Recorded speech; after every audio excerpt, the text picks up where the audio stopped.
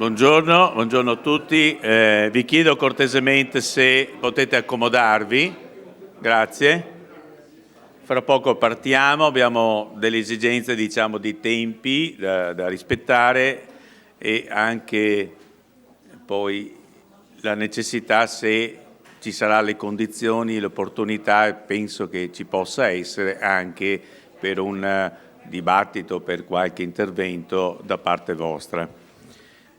Quindi diciamo partiamo in questo modo. C'è un video che presenta le giornate italiane di Castelli, ci sono quindi per ogni regione un monumento che è stato segnalato e lo si fa ogni anno, in modo tale da poter dare un contributo di conoscenza che è sempre diverso di anno in anno.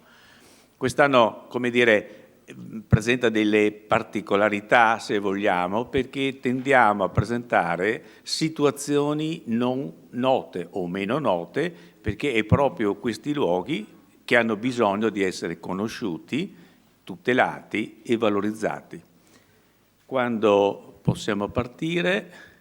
Perfetto, pronti, via. Buio in sala, per cortesia.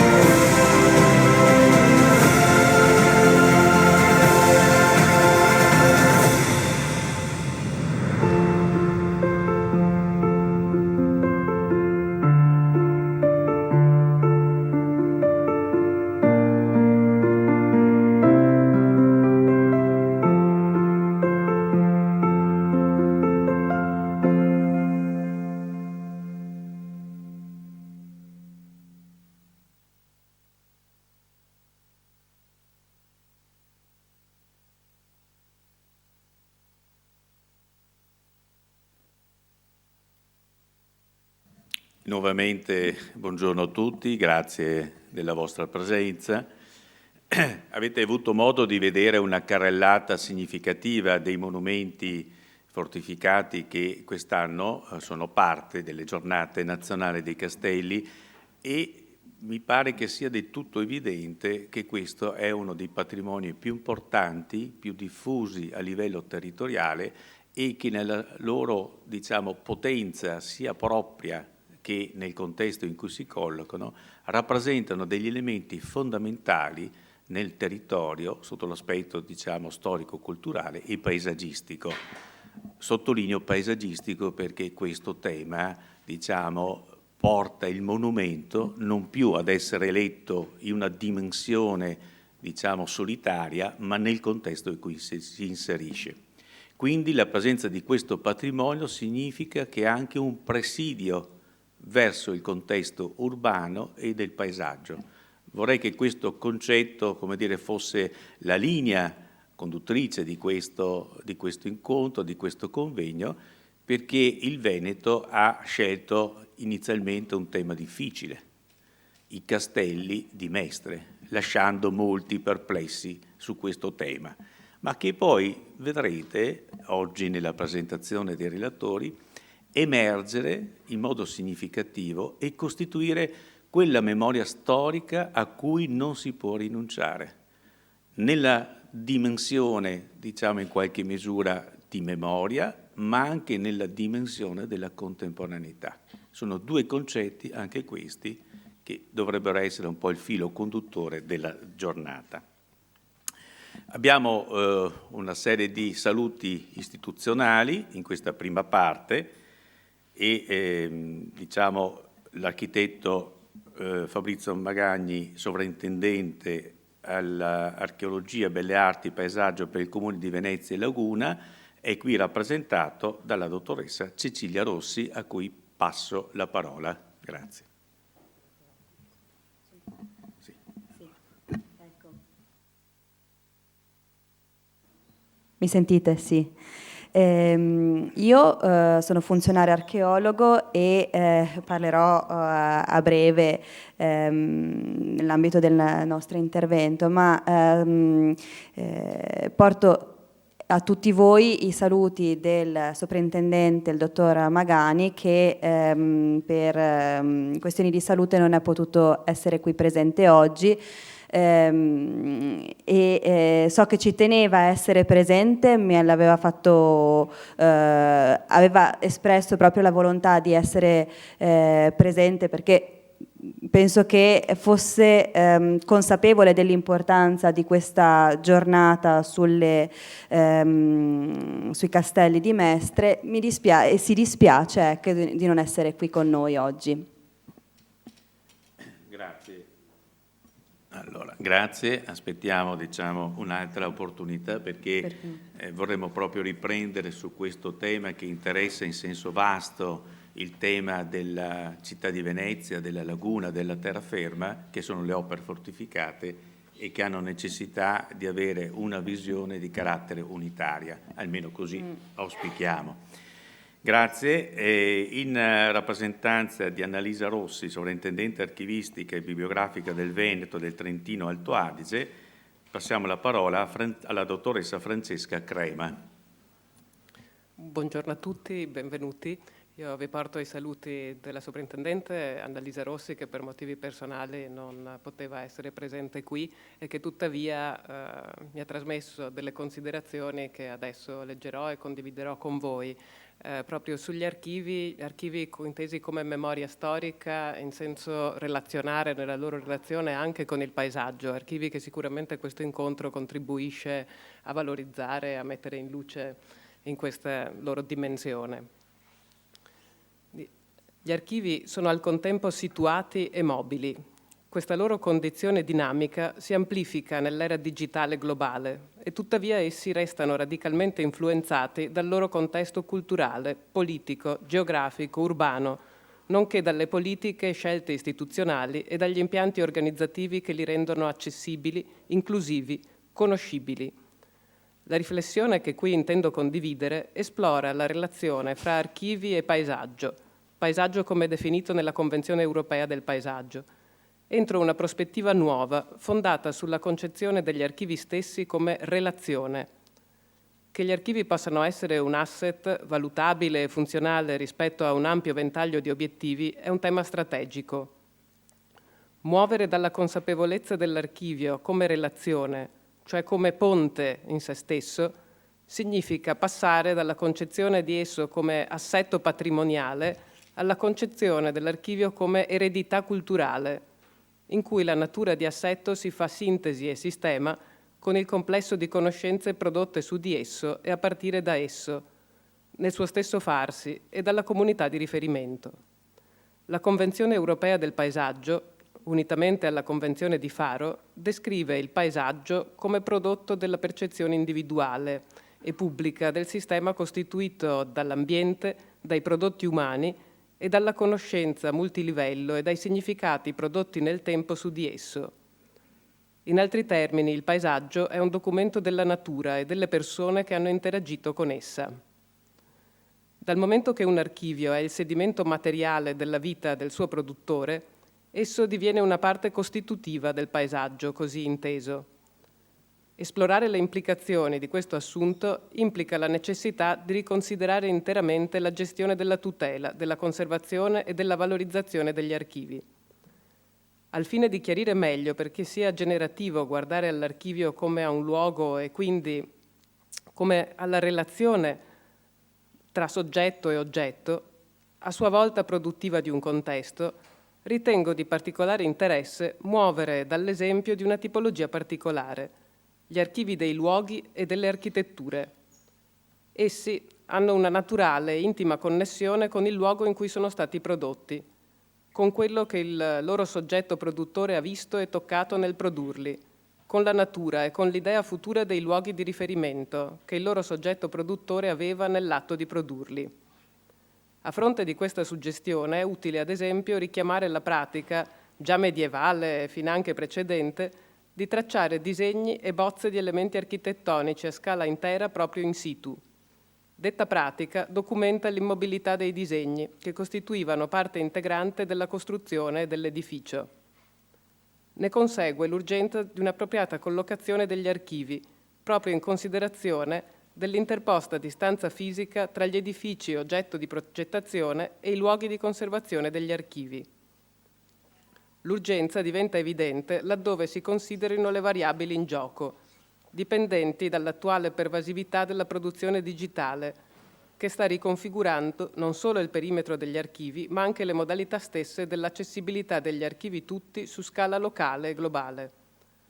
Laddove mantenuta, la continuità spaziale e temporale fra documenti e luoghi può definire un sito esteso di costruzione della conoscenza, un vero e proprio sistema, ovvero una nuova possibilità di produrre conoscenza come valore pubblico per tutti. In base a quest'idea è interessante esplorare l'ipotesi dell'archivio stesso come teatro della memoria, attivato dalle rappresentazioni grafiche, in quanto testimoni degli edifici e dei siti visti nel corso della trasformazione, fondante gli eventi storici e culturali. Finanche un'intera città, secondo questa lettura, può diventare un teatro della memoria, che incorpora e mostra l'effettività della storia. Ecco, questo spunto desidero lasciare quale sollecitazione critica per il confronto che vi vede impegnati in questa giornata di studio. Documenti e archivi da fonte a componente del paesaggio, cominciamento e principio ordinatore, fonte e sostanza leggibile della permanenza storica. Grazie.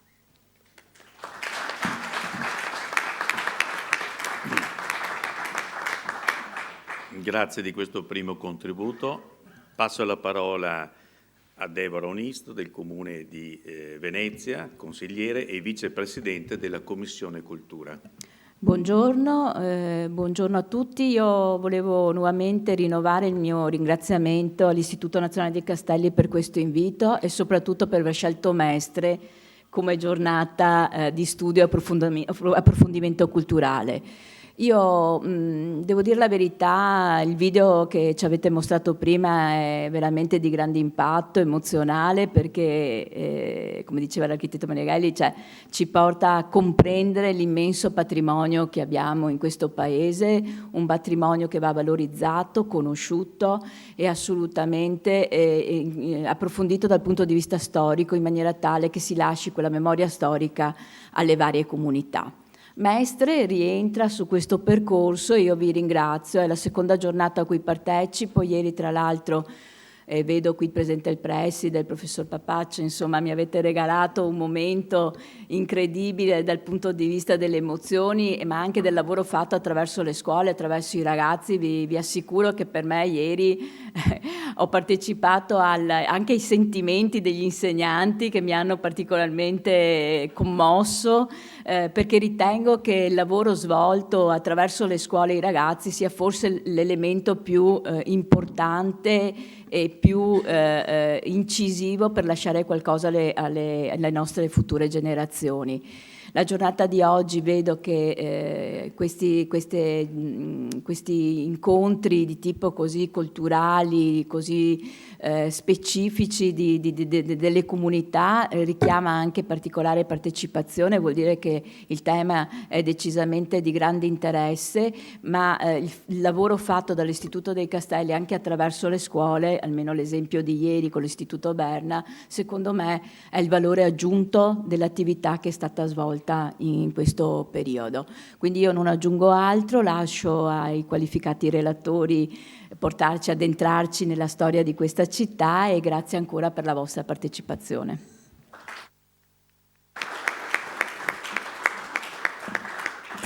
Grazie per questa prima parte dei saluti e ora passiamo alle relazioni. Ringrazio questo intervento della consigliera Onisto perché diciamo, è sempre molto attenta anche alle nostre attività di cui ringraziamo la sua attenzione e diciamo, ci presentiamo. L'Istituto Italiano dei Castelli, io sono il vicepresidente nazionale e presidente della sezione Veneto. Mi chiamo Fiorenzo Meneghelli, sono un architetto e mi occupo da circa una quarantina di anni di queste tematiche. L'istituto è stato fondato nel 1964 ed è curiosamente stato fondato da un sovrintendente, Piero Gazzola, sovrintendente del Veneto nord-occidentale, e quindi è come dire un segnale, cioè noi iniziamo la nostra storia a partire da chi ha la funzione istituzionale della tutela del patrimonio storico e culturale ed è significativo che abbia individuato in questo particolare settore una necessità primaria, 1964. L'anno prossimo avremo i 60 anni di istituzione del nostro istituto e parleremo proprio di questa attenzione che si è voluta segnalare da una figura chiave anche per Venezia. La Carta di Venezia la dobbiamo, la Carta del Restauro, proprio a questa figura, Pietro Gazzola. La tutela del patrimonio nelle aree di crisi, attraverso la tutela UNESCO, la dobbiamo dare ancora un riconoscimento a Pietro Gazzola. Quindi una figura estremamente importante, non solo sul piano locale, sul piano nazionale, ma sul piano internazionale. Quindi un tema questo che evidentemente ha una lunga storia e che in qualche misura oggi noi cerchiamo di portare avanti con 3 parole chiave: conoscenza, tutela e valorizzazione del patrimonio di origine fortificata. La prima relazione che farò io, e che mi pare sia già partita, affronta il tema, diciamo, dall'esterno, guardando un caso significativo in ambito europeo, perché è sempre importante, almeno l'ho trovato nella mia formazione, conoscere e capire che cosa si fa nell'ambito europeo, perché ci sorprende il fatto che chi ha un patrimonio forse meno eclatante rispetto al nostro riesca per quel proprio limitato apparente patrimonio ad essere estremamente significativo nell'opera appunto di tutela e valorizzazione. Se tecnicamente partono le luci, possiamo vedere, e io mi sposto. Eccolo qui. Grazie. Poi questo spostamento tecnico sarà risolto nelle fasi successive. Bene, il tema è chiaro, l'architettura come memoria e come contemporaneità, come possiamo riconoscere questo legame fondamentale e perché abbiamo bisogno della memoria che emerga dalle trasformazioni che sono avvenute nel tempo e che possa costituire un nuovo segno di paesaggio urbano e di paesaggio anche extraurbano. Questa è la prima immagine, siamo in una cittadina olandese e vediamo il prima e il dopo. Si capisce che il tema è lo sviluppo delle periferie, grandi agglomerati che nascono su disegni geometrici ma che non sempre sanno cogliere né i segni della natura né i segni apparentemente più labili della storia.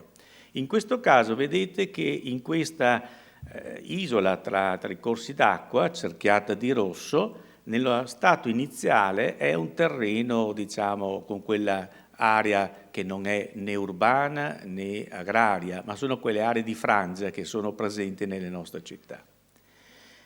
Col puntino giallo vedete una preesistenza di un'opera, diciamo, difensiva di carattere temporaneo, di solito sono opere di terra, quindi di una fragilità nella conservazione, anche materica, del tutto evidente. Sulla destra vedete l'intervento, la ricostruzione di opere in terra che hanno queste forme, che segnano un limite difensivo avanzato rispetto alla città e il ripristino del fossato acqueo per quanto riguarda, siamo nell'area olandese, questo evidentemente è evidente, per quanto riguarda il puntino giallo. Quindi qui abbiamo il tema, la memoria storica nel paesaggio. È chiaro che questa operazione ha un significato importante perché ridà una identità a un luogo che nella geometria astratta spesso non sa riconoscere i segni del passato. Un altro esempio, quindi passiamo dalla scala territoriale ad una scala urbana, è sicuramente un'operazione che io ritengo tra le più significative in ambito europeo, e cioè Anversa, in Belgio. In questo caso vediamo quello che noi chiameremo un piano, una volta si chiamava piano regolatore, poi ha cambiato diversi nomi, ma purtroppo i nomi non riescono a dare sempre sostanza all'operazione urbanistica. Vedete che il concetto è di una chiarezza totale, non è costituito il progetto da migliaia di tavole, di grafiche e di schemi, ma da un concetto, cioè da una visione. E la visione, quanto è più chiara, tanto più è significativa. Vedete che al centro è la città di Anversa. Ai lati, in questa spirale, sono tutti i forti del campo trincerato. Quindi è chiaro che l'idea di questo piano è formidabile. Collegare il perimetro extraurbano e urbano col cuore della città, facendo quindi una visione unitaria della città. Non solo avete l'evidenza della quantità di opere che si staccano dall'antico recinto urbano della città, ma vedete anche delle cose, diciamo, che graficamente evidenti. La spirale così significa qualcosa che dal centro parte alla periferia e che dalla periferia ritorna al centro. Un'idea fantastica, di una chiarezza assoluta che fa capire che chi opera sa dove partire, che cosa dire e che cosa fare. Una di queste immagini l'ho tratta perché è curiosa. Vedete che in questa spirale ci sono i pipistrelli, che sono considerati nell'ambito europeo, soprattutto nei Paesi Bassi, degli indicatori di carattere ambientale e quindi di un valore ecologico importante. Quindi anche questi stanno dentro la pianificazione. Ho fatto vedere solo un dettaglio, perché ovviamente se questo è il ragionamento, immaginiamo tutto quello che segue e che precede. Anversa è una città che ha una grande potenza, diciamo, sempre avuto una grande potenza economica, uno dei più importanti porti che si collegano quindi ai traffici anche in età contemporanea, diciamo il secondo porto di carattere europeo. E vediamo la sequenza della sua formazione, la prima, la seconda e la terza. La terza è quella che non fa vedere più nulla, cioè un esempio tipico di come nel 1545 Carlo V, quindi sono le mura spagnole, la guerra di secessione spagnola, la quale dice che si è fatto un grande investimento, quindi si spianano le case, si scavano fossati, si erigono mura. Un costo mastodontico, sostenuto anche dalla compagine dei mercanti perché la cosa veramente era un'operazione ciclopica. Che cosa succede nel 1860? Esattamente il contrario. Si demoliscono le mura, si riempiono i fossati e si fanno la circonvallazione. Quindi la città non ha più il suo limite storico e quindi non ha più la sua identità. Tra il 2016 e il 2018 e a proseguire c'è un ripensamento formidabile della città, la quale deve riordinare i sistemi di sottoservizi tecnologici e del sistema della mobilità, non più riconducibile ad una circonvallazione viaria, ma a un sistema che deve mettere insieme la nuova mobilità. Guardate, la mobilità è quella che fa la differenza in una città, quindi la mobilità con la tranvia e con altri mezzi. Quindi ci sono grandi operazioni per cui la strada, questo grande perimetro che voi vedete segnato in rosso in sovrapposizione quello che era la preesistenza storica, è oggetto di una grande operazione preliminare di sondaggi. Qui gli archeologi da qui in poi potranno godere negli occhi che cosa si fa. E quindi anche operazioni sia di sondaggio sia di, vedete qui c'è il nastro stradale che è praticamente sospeso con i solai, e sono intenti gli archeologi a fare le prime indagini. Quindi un'operazione ciclopica, come è stata la sua costruzione, così è stata anche la sua riscoperta, che vediamo nell'immagine in basso, questa differenza di quota, che è impressionante, che è determinata ovviamente dalla presenza del fossato. Si pone il problema, che cosa si fa di questo? Avendo sempre negli occhi quello che era la città storica, quella che erano le ultime immagini della metà del 1800, che ci rappresentavano una città che è completamente diversa. Dalle foto sottostanti vedete immediatamente la differenza. Ai lati una edilizia, quella delle città che non ha caratteri propri, e sotto i resti ancora importanti, perché ovviamente demolire un'opera ciclopica è antieconomico, si seppellisce di solito o si toglie la parte più preminente. E quindi c'è tutta l'idea di mettere insieme la riconversione delle aree sotterranee per ragioni tecnologiche con quello poi che seguirà la viabilità. In questa operazione anche le nuove costruzioni devono sottoporsi a questa operazione preliminare. In alto vedete c'è la realizzazione di un ospedale che però è dentro un'opera idraulica collegata alle mura. E vedete l'immagine del cantiere che rappresenta l'immagine storica e in essere quello che è appunto la sua presenza.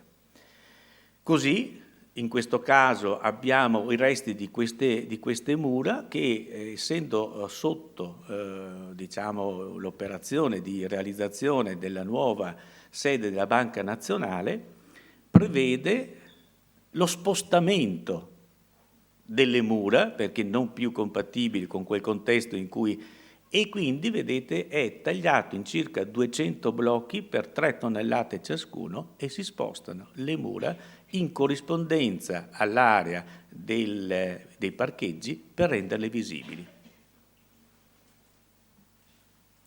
Operazioni che poi diventano sempre più ampie, e qui vediamo, diciamo, quello che è una classica area, diciamo, in cui abbiamo delle strade, delle aree verdi che si collocano nell'ambito della circonvallazione. Nel cerchietto rosso vedete esattamente il luogo storico di riferimento, e come vedete l'operazione è di mettere in evidenza i resti di un bastione, le cui tracce sono prima affioranti e poi portate in vista. Portate in vista, e qui c'è un grande riscontro positivo da parte della popolazione. Incredibile. In 2 giorni ci sono 11.000 visitatori che entrano dentro la terra, che vogliono vedere la città che non c'è più e che diventa un motivo fondamentale per la municipalità di Anversa per proseguire in modo molto più radicale di quello che inizialmente era previsto. Si vede chiaramente le flotte, diciamo, di visitatori, colonne, 11.000 persone in 2 giorni, immaginate, è una cifra che è esorbitante, e le operazioni che proseguono e che quindi portano a una realtà incredibile, cioè la possibilità di convivere tra la presenza della memoria storica, la tranvia nella parte superiore, vedete le strade, con livelli che moltiplicano lo spazio. L'area archeologica non ha tolto lo spazio, ha ridato nuovi spazi per una nuova vita, per una nuova socialità, perché questi luoghi diventano non più di transito ma di incontro, diventano dei luoghi sociali, diventano quelle piazze che non esistono più. E all'interno di questo percorsi conoscitivi di carattere espositivo, proprio per conoscere quella storia che diciamo è fondativa di questa città. E anche un'esperienza emozionale nuova, trovarsi ad una quota che ti isola sostanzialmente dalla città sovrastante e che ci ripropone in una dimensione storica, emotiva, di carattere diverso. Vado a concludere. Questa campagna archeologica è stata importantissima perché ha portato anche un'enorme quantità di ritrovamenti che hanno costituito un museo successivo, e che questa locandina molto significativa della mostra che è stata realizzata ci fa vedere anche uno sguardo nuovo. Normalmente le fortificazioni, noi vediamo sempre cannoni, parate e quant'altro. Ricordiamoci che l'uomo vive la città, indipendentemente dalla dimensione transitoria militare, ma la sua destinazione e uso civile è sempre fondamentale. Ecco che quindi un lago ghiacciato o uno spazio diventa occasione perché le persone possano usare questo luogo. Grazie.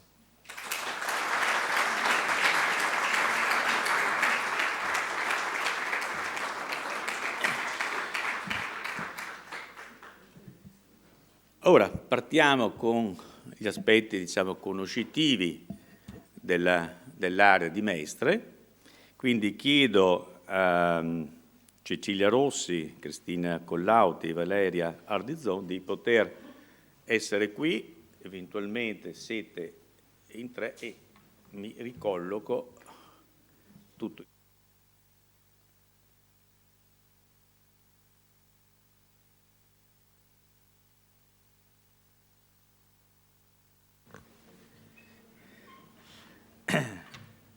La relazione, le fortificazioni di Mestre, i dati emersi dagli scavi archeologici. Sono, diciamo, figure fondamentali perché operano nell'ambito della Soprintendenza Archeologica Belle Arti, insieme a Cristina Collauti e Valeria Ardizon, che sono archeologhe e che quindi collaborano. Una nota di servizio finché vi preparate. Chi è che segue gli scavi archeologici a Anversa? Il settore archeologico della città.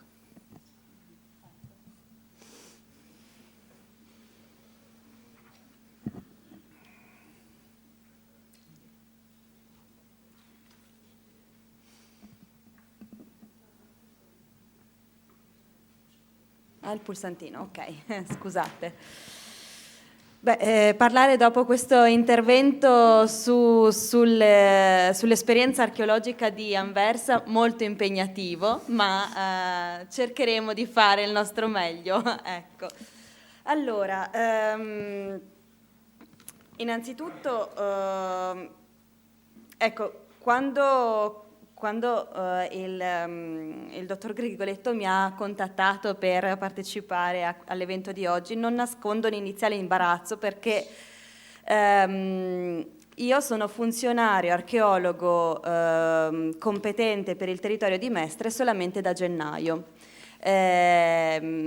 E quindi ovviamente la mia conoscenza del patrimonio archeologico di Mestre è una conoscenza in divenire, e proprio per questo motivo ho deciso di partecipare alla giornata di oggi accompagnata dalle colleghe che vedete qui al tavolo accanto a me, che per tanto tempo si sono occupate della ricostruzione del passato archeologico di Mestre.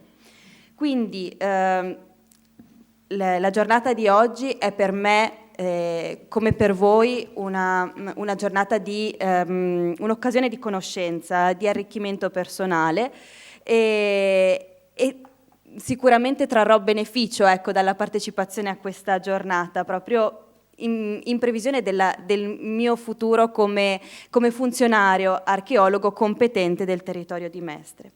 Detto questo, senza togliere tanto spazio a quello che poi illustreranno le colleghe, io volevo semplicemente fare un cappello introduttivo, un quadro normativo che dà l'idea del perché siamo arrivati alla conoscenza dei siti di cui parleranno in seguito le colleghe.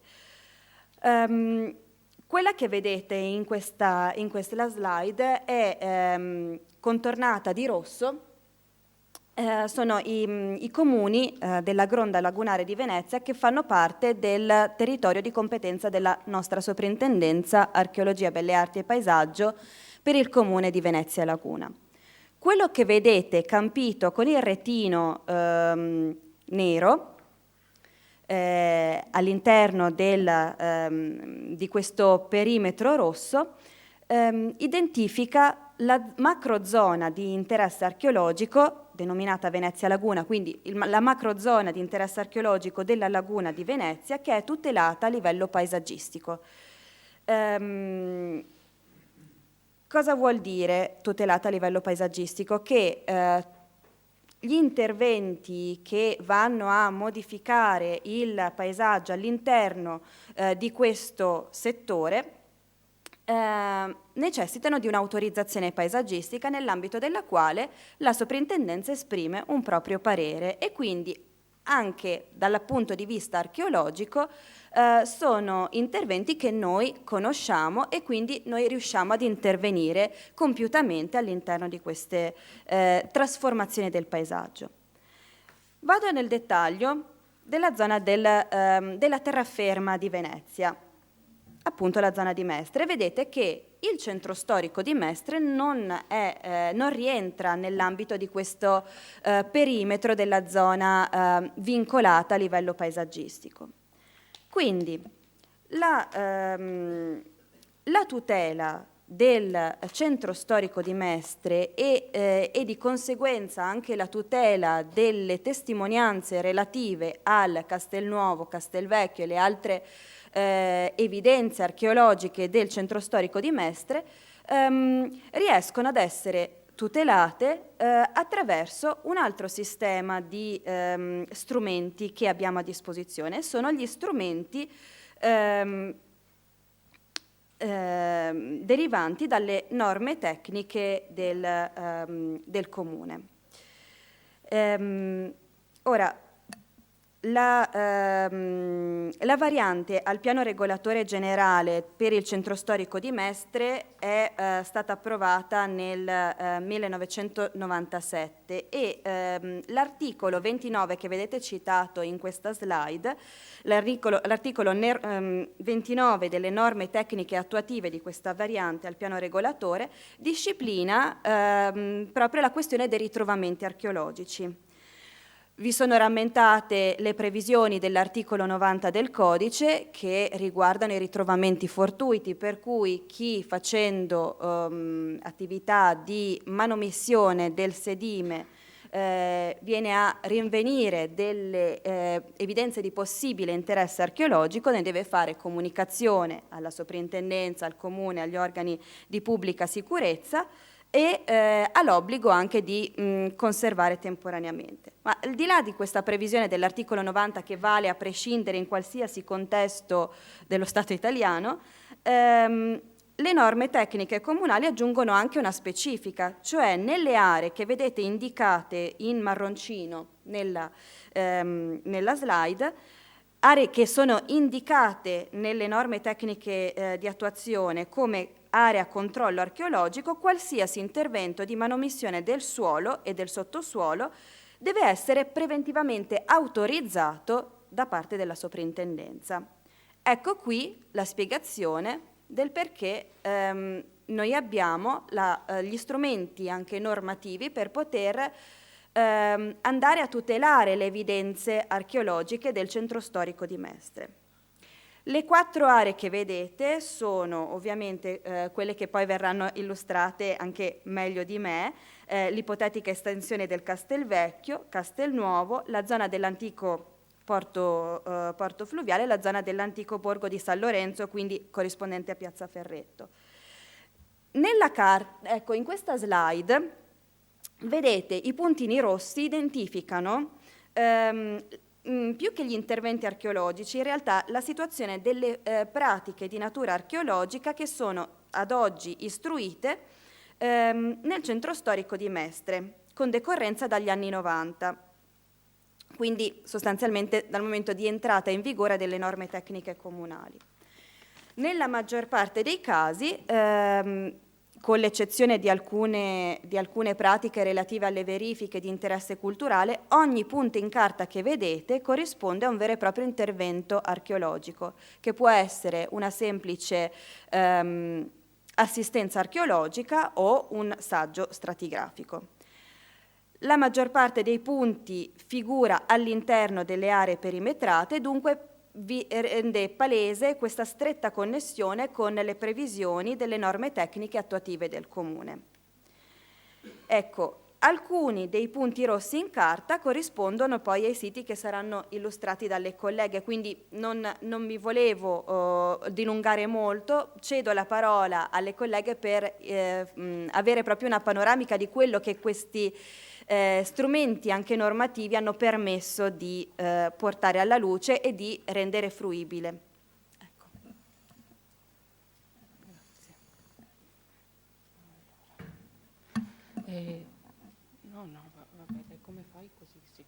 Allora, buongiorno a tutti, io sono Ardizzon Valeria e assieme alla collega Cristina Colautti ho lavorato a livello di assistenze archeologiche nel centro di Mestre a partire dal 1992 fino al 2013.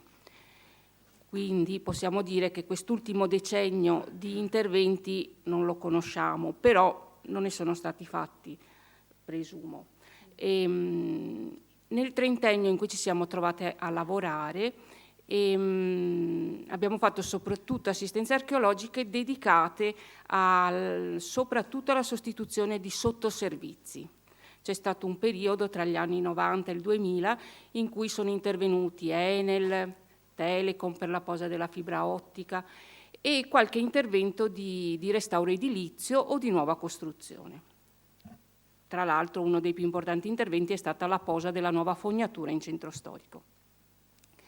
Noi siamo intervenuti come, diciamo, braccio lavorativo della soprintendenza, cioè la direzione archeologica durante queste assistenze era sempre della soprintendenza, dei funzionari che hanno preceduto la collega che vi ha appena parlato. E la nostra attenzione era rivolta soprattutto alle aree che qui vedete indicate, che sono quelle del Castelvecchio e del Castelnuovo. E andiamo avanti.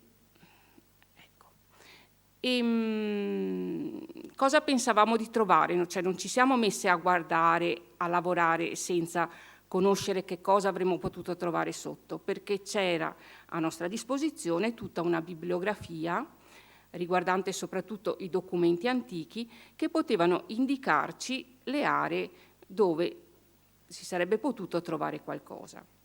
E poi quello che voi vedete girando per Mestre, quelle poche cose sopravvissute, ci indicavano dove sarebbero state le aree più a rischio. Cosa vediamo in questa mappa?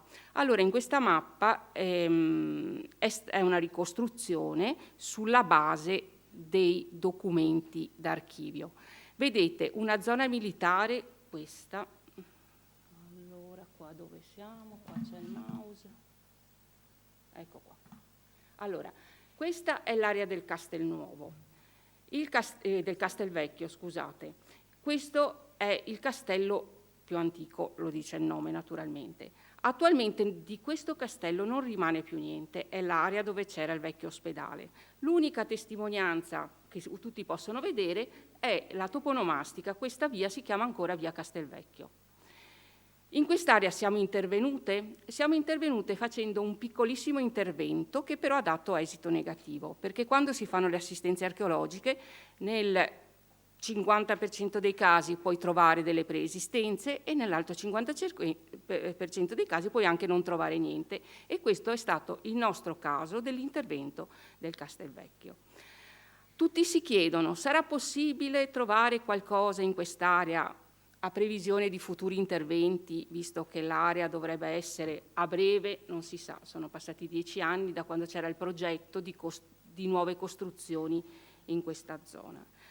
È rimasto qualcosa, non possiamo dirlo. Certo che le costruzioni dell'ospedale, che sono iniziate all'inizio del Novecento e hanno procedute con nuovi edifici fino agli anni '80, potrebbero anche aver distrutto quasi tutto, però non si può dire fino a che non si interviene. Al momento è un'area, come voi sapete, è anche degradata e in attesa di un'idea. Invece, e questa è la nostra preesistenza probabilmente più antica, il Castelvecchio dovrebbe risalire indicativamente all'XI secolo. Ce lo dicono i documenti. Spostandoci dal Castelvecchio, quando c'era questo castello che era presidio di questo porto, cioè di attività commerciali che avvenivano su questo corso d'acqua che è il Marzenego, sussisteva un abitato nella zona dove adesso c'è Piazza Ferretto. I documenti ci parlano sempre, già dal 1152 è testimoniata una chiesa di San Lorenzo che si trovava dove c'è quella attuale, probabilmente in un'altra edizione, probabilmente più piccola, quella che vediamo adesso è una ricostruzione ottocentesca. Anche qui un approdo portuale, probabilmente di riferimento anche a chi gestiva la chiesa di San Lorenzo, e poi un abitato nella zona della piazza. Nell'intervento che abbiamo fatto nel 95-96 in occasione del rifacimento di Piazza Ferretto sono emersi i resti delle case del borgo di San Lorenzo. Passando il fiume abbiamo la nostra torre. Qui vedete scritto Casa Torre Collalto e non Torre dell'Orologio, perché siamo prima dell'arrivo dei veneziani. Questa era un'area dei documenti di pertinenza dei conti di Collalto di Treviso, e sempre chi ha studiato i documenti ci riferisce di un approdo di loro competenza, in questo caso sul ramo nord del Marzenego, e delle loro pertinenze. Perché abbiamo scritto Casa Torre? Abbiamo scritto Casa Torre sulla scorta di un articolo uscito nel 91 del professor Dorigo, che si intitola Mestre medievale, che aveva cercato di mettere ordine e di dare un senso ai documenti che parlavano di Mestre. Proseguendo verso nord abbiamo un altro borgo, qui è segnato in giallo, che nei documenti, soprattutto di piccole compravendite di terreno, viene indicato come borgo di Mestre. Il borgo di Mestre quindi era racchiuso, diciamo, come possiamo dire difesa tra questa casa torre Collalto e questo belfredo di legno che venne poi sostituito dalla torre Belfredo. Voi vedete scritto anche palizzata, quindi non cinta muraria ancora, ma una palizzata di legno, sempre sulla scorta di alcuni documenti del comune di Treviso che parlano di un palanciado. 1260, 60-65, siamo sempre prima dell'arrivo dei veneziani, abbiamo la fondazione, anche se non esiste l'atto fondativo, della chiesa di San Girolamo. All'inizio del 1300 viene a formarsi attorno all'ospitale dei Battuti, dove adesso c'è la casa di riposo, che di Mestre sa benissimo di cosa parlo, questo borgo di Santa Maria. Guardate qua, passo perché pensavo che non ci fosse l'animazione. Il borgo di Mestre e il borgo di Santa Maria. Arriviamo alla fine i veneziani in realtà, diciamo così grezzamente, arrivano a Mestre 1339, però circa 1337-39, insomma potrebbe parlarne nel dettaglio. Comunque decidono la fondazione di murare il borgo di Mestre, quindi di fondare questo nuovo castello che chiamiamo Castelnuovo nei documenti, verso la fine del XIV secolo, quindi verso la fine del 1300. Cosa succede quando i veneziani prendono questa decisione? Io vado con l'accetta perché non è stato tutto. Allora, abbandonano l'area del Castelvecchio, abbandonano questa fortificazione perché era diventata, probabilmente da quei pochi documenti, era diventata inutilizzabile, difficile da ristrutturare. E decidono, dov'è la mia freccia? Ecco qua, di murare il borgo di Mestre, di conseguenza, e questo è testimoniato archeologicamente, di abbandonare questo borgo. Cioè questo borgo, le case di questo borgo vengono abbandonate probabilmente con un trasferimento delle persone all'interno del borgo murato. Questo porto di Mestre, che era controllato dal Castelvecchio, viene abbandonato e loro decidono la costruzione del Canal Salso. Quindi tutti i traffici commerciali che prima avvenivano su questo corso d'acqua, sul Marzenego, trasferiscono nella fossa Gradeniga, ora conosciuta come Canal Salso. Castelnuovo aveva, quelle in nero sono le torri e quelle di consolidamento della muratura, i torresini. Naturalmente di tutto questo è rimasto pochissimo. Vediamo se c'è la mappa ecco, c'è questa mappa qui.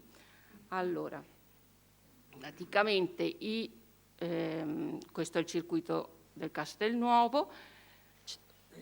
Circondati di rosso vedete le cose che rimangono visibili, quindi la torre mozza di Via Spalti, un tratto del muro di cinta dentro l'ex scuola Parini, che adesso non è più Parini, è stata venduta e quindi non si può neanche più accedere facilmente per vederle, i giardinetti di Via Torre Belfredo con un torresino dove sopra nel 1800 sono state costruite delle abitazioni.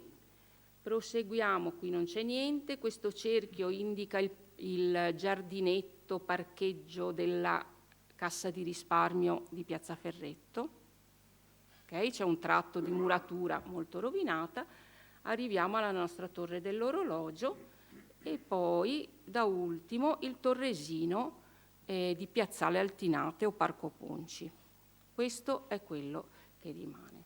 Mentre circondate di nero trovate indicate le strutture che abbiamo rinvenuto sottoterra durante le assistenze archeologiche. Allora questo corrisponde alla Torre Belfredo. La Torre Belfredo venne abbattuta verso la fine del 1800, e quindi giocoforza, era facile presumere anche prima di scavare che qui sotto se ne trovassero i resti, anche se i documenti di 140 anni fa ci dicono che la proprietaria della torre vendette le pietre, ma qualcosa era rimasto. Poi nel passaggio di Via dell'Orologio abbiamo trovato sempre un tratto della cinta muraria e da ultimo il ponte di Via Caneve. Chi passa in Via Caneve per andare in piazzale di Porta Altinate trova un disegno sulla pavimentazione che corrisponde.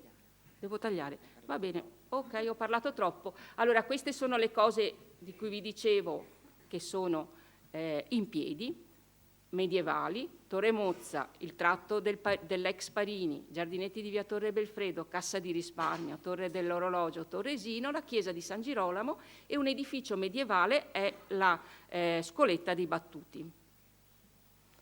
Invece dagli scavi archeologici cosa vediamo? I resti della torre, in via San Rocco dei resti di casette medievali probabilmente duecentesche, gli scavi di piazza Ferretto con il borgo di San Lorenzo, tratti delle mura di cinta.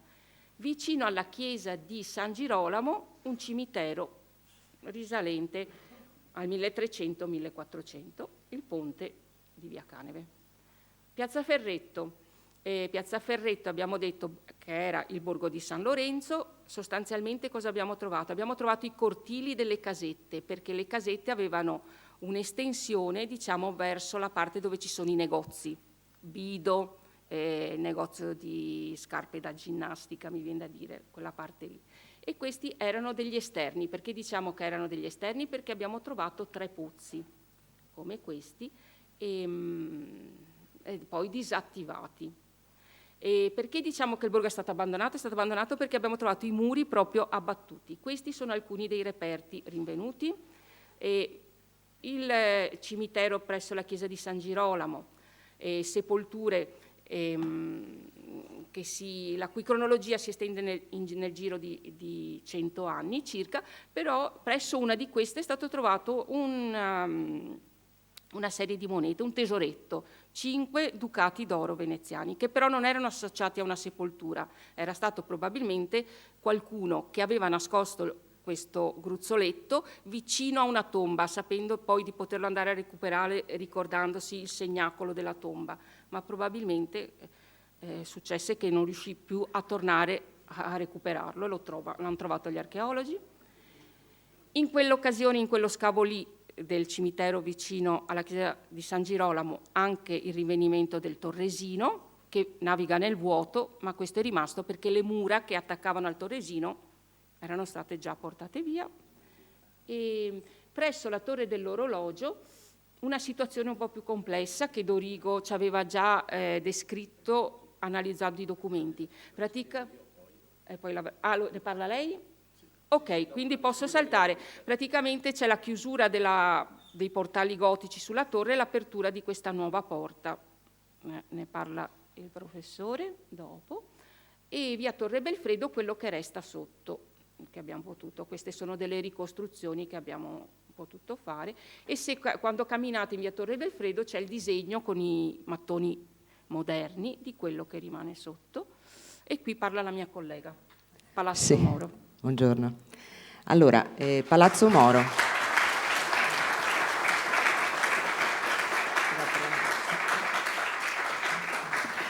Dunque, nell'ambito dei lavori di restauro e ristrutturazione di questo complesso edilizio storico, che è conosciuto come Palazzo del Gambero, è appartenuto alla famiglia Moro, risalente al XVI secolo, che è collocato tra via Palazzo e piazzetta Giordano Bruno, comprendente anche i lavori per lo scavo e la realizzazione di nuove edificazioni di un parcheggio interrato. Abbiamo eseguito lavori di assistenza e scavo archeologico secondo le disposizioni di tutela della soprintendenza.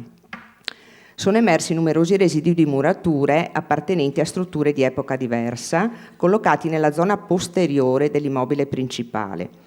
Alcuni dei muretti sono risultati realizzati in altinelle e probabilmente appartenevano ad abitazioni di modeste dimensioni, molto simili a quelle documentate negli scavi di Piazza Ferretto, che costituivano il borgo di San Lorenzo e che quindi erano databili tra il 1200 e il 1400. Altri resti di strutture rinvenute rappresentavano muri di delimitazione della proprietà, adibita prevalentemente ad ortivo e giardino, probabilmente già prima del Cinquecento. A conferma di questo, il rinvenimento di un fondo di botte di legno che al suo interno conservava acini d'uva. Di particolare interesse è stato però lo scavo e il recupero della canna di un pozzo. È stato un rinvenimento fortuito questo, cioè non sapevamo che sotto il piano di calpestio c'era questo pozzo. La struttura è stata rinvenuta a poco più di 2 metri dal piano di calpestio e si presentava realizzata in mattoni a profilo trapezoidali legati con malta. Poiché l'intera costruzione ricadeva esattamente al centro dell'area, dove il progetto di restauro prevedeva la realizzazione di un parcheggio interrato, la competente soprintendenza ha autorizzato lo smontaggio della struttura sino alla quota necessaria di fine lavori e lo scavo completo del riempimento della canna puttiva. Trattandosi di un pozzo alla veneziana, si è proceduto all'identificazione dei limiti della cisterna, che è risultata di forma quadrangolare, circa 5,50 m per 5, con pareti leggermente svasate, profonda circa 4 metri e scavata nel terreno a matrice argillosa che caratterizza il substrato naturale di tutta quest'area. Al centro della vasca, sopra una base realizzata con tavole di legno disposte in modo circolare, era collocata la canna conservata per un'altezza di circa 3,50 m. Lo spazio attorno era riempito da sabbia. Una volta svuotata la cisterna dalla sabbia è stato quindi possibile mettere in luce l'intera struttura ed eseguire la rimozione della canna e l'asportazione del terreno accumulatosi internamente nella fase di disattivazione. Lo scavo del terreno ha consentito di documentare le vasi fasi di riempimento della struttura. Sì, vado avanti? No. E quindi abbiamo asportato questo terriccio a matrice mista e lo svuotamento è proseguito fino alla base della canna ed è proprio in quest'ultima parte di riempimento che sono stati recuperati numerosi materiali i quali hanno consentito di identificare il periodo d'uso della struttura. Il nucleo più interessante di reperti è rappresentato da recipienti in ceramica e frammenti di vetro, databili tra la seconda metà del XVI e l'inizio del XVII secolo. Solamente 2 contenitori in maiolica potrebbero provenire dall'area faentina romagnola, tuttavia nel XVI secolo sono documentate produzioni di contenitori analoghi anche in Veneto. Avanti, sì. Scusate. Eccolo qua. Questo è un altro intervento in via Pio X. E qui sono state realizzate diverse fasi di lavori. Quella più interessante è stata quell'ultima fase di lavori tra il 2009 e il 2010, lo scavo all'interno del diaframma per la realizzazione del piano interrato, cioè dei garage. Sono stati messi in luce residui di strutture collocati per lo più ad una profondità di circa 2 metri dal piano stradale. Le 2 murature più consistenti sono il residuo del marginamento spondale nord e sud della Peschiera, realizzato tra la fine del Seicento e l'inizio del Settecento nell'alveo del fossato medievale. La datazione di queste murature è stata ottenuta con analisi radiometrica C14 eseguita sui campioni lignei prelevati dai pali di sottofondazione. La struttura invece con andamento nord-sud, collocata al margine sud dell'area di scavo, è residuo di una canaletta in mattoni che si innesta al marginamento spondale sud della Peschiera. Le 2 strutture murarie collocate a nord sono invece connesse al muro spondale settentrionale della Peschiera e sono sicuramente da attribuirsi all'impianto del giardino retrostante la villa Tiraboschi Morosini Giustinian, la cui costruzione si data a partire dalla seconda metà del Cinquecento, quando la Repubblica di Venezia alienò le sue proprietà nel tratto compreso tra la Torre delle Ore e il Ponte dei Molini, che comprendevano la cinta muraria e il fossato medievale. Il complesso di murature rinvenute invece nella zona est appare articolato in diversi setti murari e si tratta probabilmente di resti di canalizzazione all'interno dell'invaso della peschiera. Si ipotizza che la sua costruzione sia avvenuta in un periodo successivo alla fase di disattivazione della peschiera stessa e quindi dopo la metà dell'Ottocento. Probabilmente sono tutte murature e strutture relative all'impianto del parco connesso a Villa Ponci, che poi è stata distrutta ma che si estendeva fino a questa zona qui.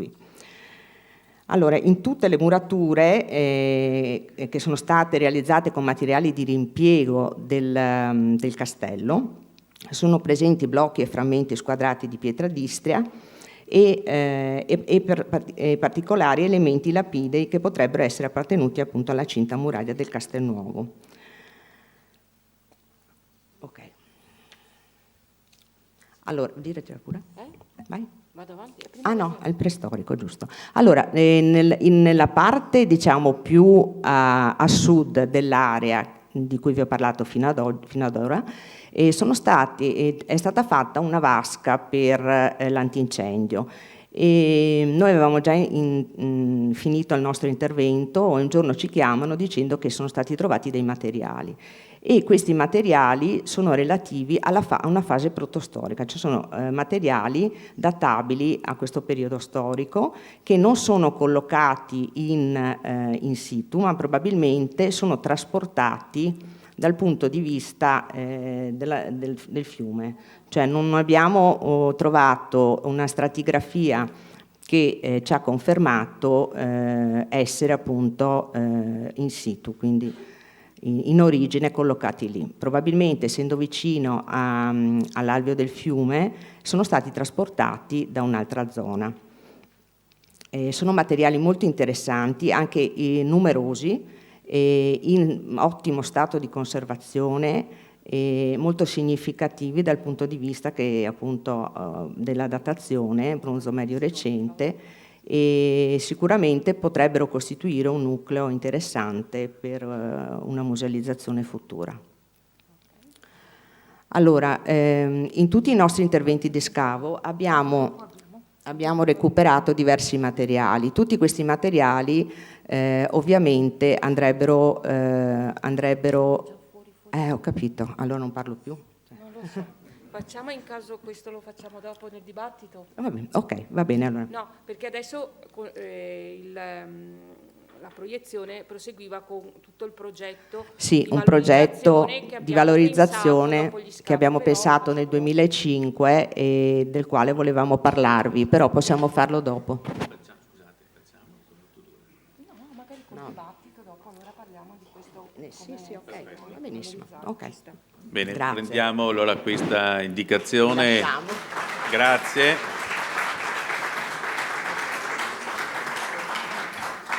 Quindi grazie per questa relazione che ha messo in evidenza numerosi tasselli di una storia che si ricompone e diciamo anche l'idea di passare alla fase successiva, diciamo soprattutto in quella finale in cui si dovrebbero magari delineare proposte per queste aree e quindi faranno un altro intervento diciamo in fase conclusiva. Passiamo ora la parola al professor Roberto Stevanato, che è presidente del Centro Studi Storici di Mestre. È una figura, penso, nota e chiave per quanto riguarda la storia e le ricerche che sono state effettuate su Mestre leggo circa 140 pubblicazioni, quindi non possiamo certamente evocarle, ma certamente quello che ha diciamo contraddistinto il suo lavoro è proprio questa passione, questa competente diciamo disponibilità a mettere e divulgare il patrimonio che si è acquisito sotto il profilo della conoscenza. Lo devo ringraziare anche in modo particolare perché è stata preziosa la sua collaborazione nell'organizzazione di queste giornate, per le visite guidate che si sono svolte sia ieri che oggi, tempo permettendo, nel pomeriggio, e che hanno fatto sì come il tema della divulgazione della conoscenza sia anche questo un patrimonio, si dice, immateriale, fondamentale per la città. Grazie e diamo la parola al professor Stevanato. Grazie Presidente. Io ringrazio tutti per la presenza e ringrazio il Presidente dell'Istituto Italiano dei Castelli, perché questa è una straordinaria opportunità. Voi avete sentito dalle archeologhe che hanno appena parlato e avrebbero tante cose ancora da dire preziose per le nostre conoscenze, quanto ancora quanto è stato scoperto e quanto ancora ci sarebbe da studiare, da scoprire, da indagare su Mestre. I 140 pubblicazioni sono editi dal Centro Studi Storici, voglio precisare, non dal sottoscritto. Il sottoscritto ha contribuito con qualche pubblicazione. Noi del Centro Studi Storici non siamo storici, siamo appassionati storici, siamo cittadini appassionati della nostra città. È nato nel 1961 proprio come aggregazioni di cittadini per promuovere la conoscenza e la storia della città. Ecco, qualcuno ha detto non siete storici. Sì, non siamo storici, ma questo ci dà un valore aggiunto in più, perché siamo persone appassionate della storia, ma appassionate soprattutto della nostra città. Beati quelli che pur non avendo visto crederanno. Il brano delle scritture ben si addice al tema di questo convegno, perché credere che a Mestre vi fossero ben 2 castelli è veramente un atto di fede, dato che nell'immaginario collettivo è ancora presente il concetto di Mestre periferia industriale di Porto Marghera e dormitorio di Porto Marghera. E comunque al più Mestre viene percepita come città del Novecento. Non a caso abbiamo un museo del Novecento. Ma non abbiamo un museo che recuperi questi reperti che sono dispersi, questo non l'hanno detto le archeologhe, ma lo dico io, sono dispersi da Padova fino alla laguna, da Altino fino a non so dove. A Mestre non sono, eppure sono di Mestre. Eppure non sono poche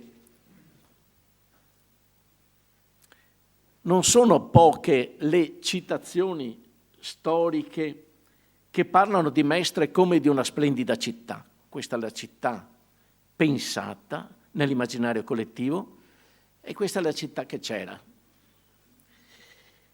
Dal Mestre Sedeventana Versailles in piccolo di Carlo Goldoni a Mestre con bellissimi palazzi di campagna e luogo ricco del Formaleoni, sino a più recente Cristo, che bella città, di Hemingway.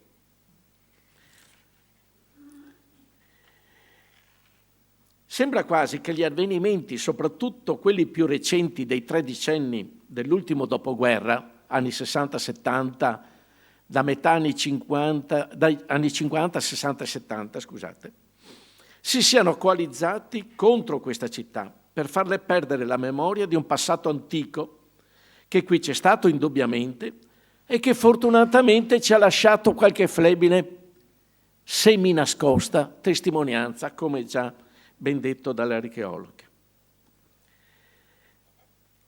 Testimonianze nascoste dall'insensata cementificazione di quegli anni. Fatti casuali, precise scelte speculative e una velata volontà di annettamento dell'identità civica della città di terraferma sono gli ingredienti di quella miscela esplosiva che ha contribuito a trasformare in pochi anni la Versailles in piccolo, in periferia degradata e dimenticata, citata come esempio negativo del buon abitare.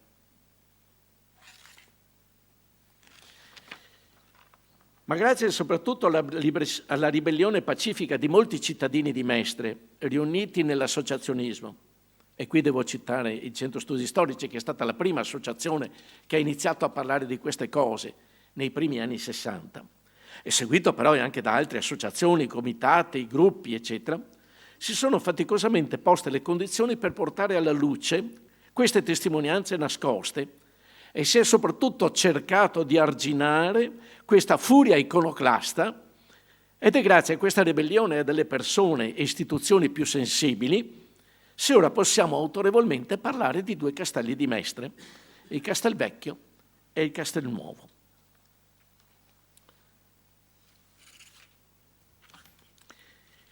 Il Castelvecchio, da una mappa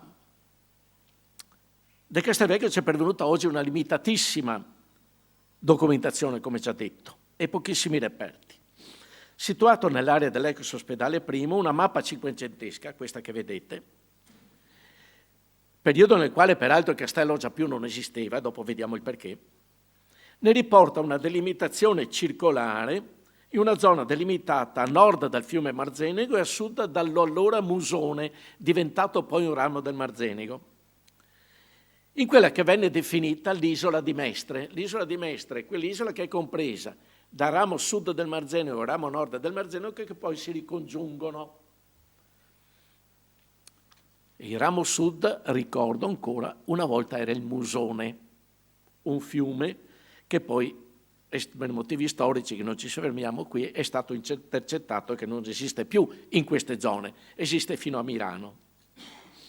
La localizzazione quindi del Castrum Vetus, questo, era ideale dal punto di vista difensivo perché aveva ben 2 fiumi ed era una motta inserita in un contesto paludoso, quindi facilmente difendibile. 2 toponimi, come già detto, il ponte di Castelvecchio, tuttora esistente, questo da una foto di fine 800, e la connessa via di Castelvecchio ne confermano la localizzazione, mentre 2 residuali colonne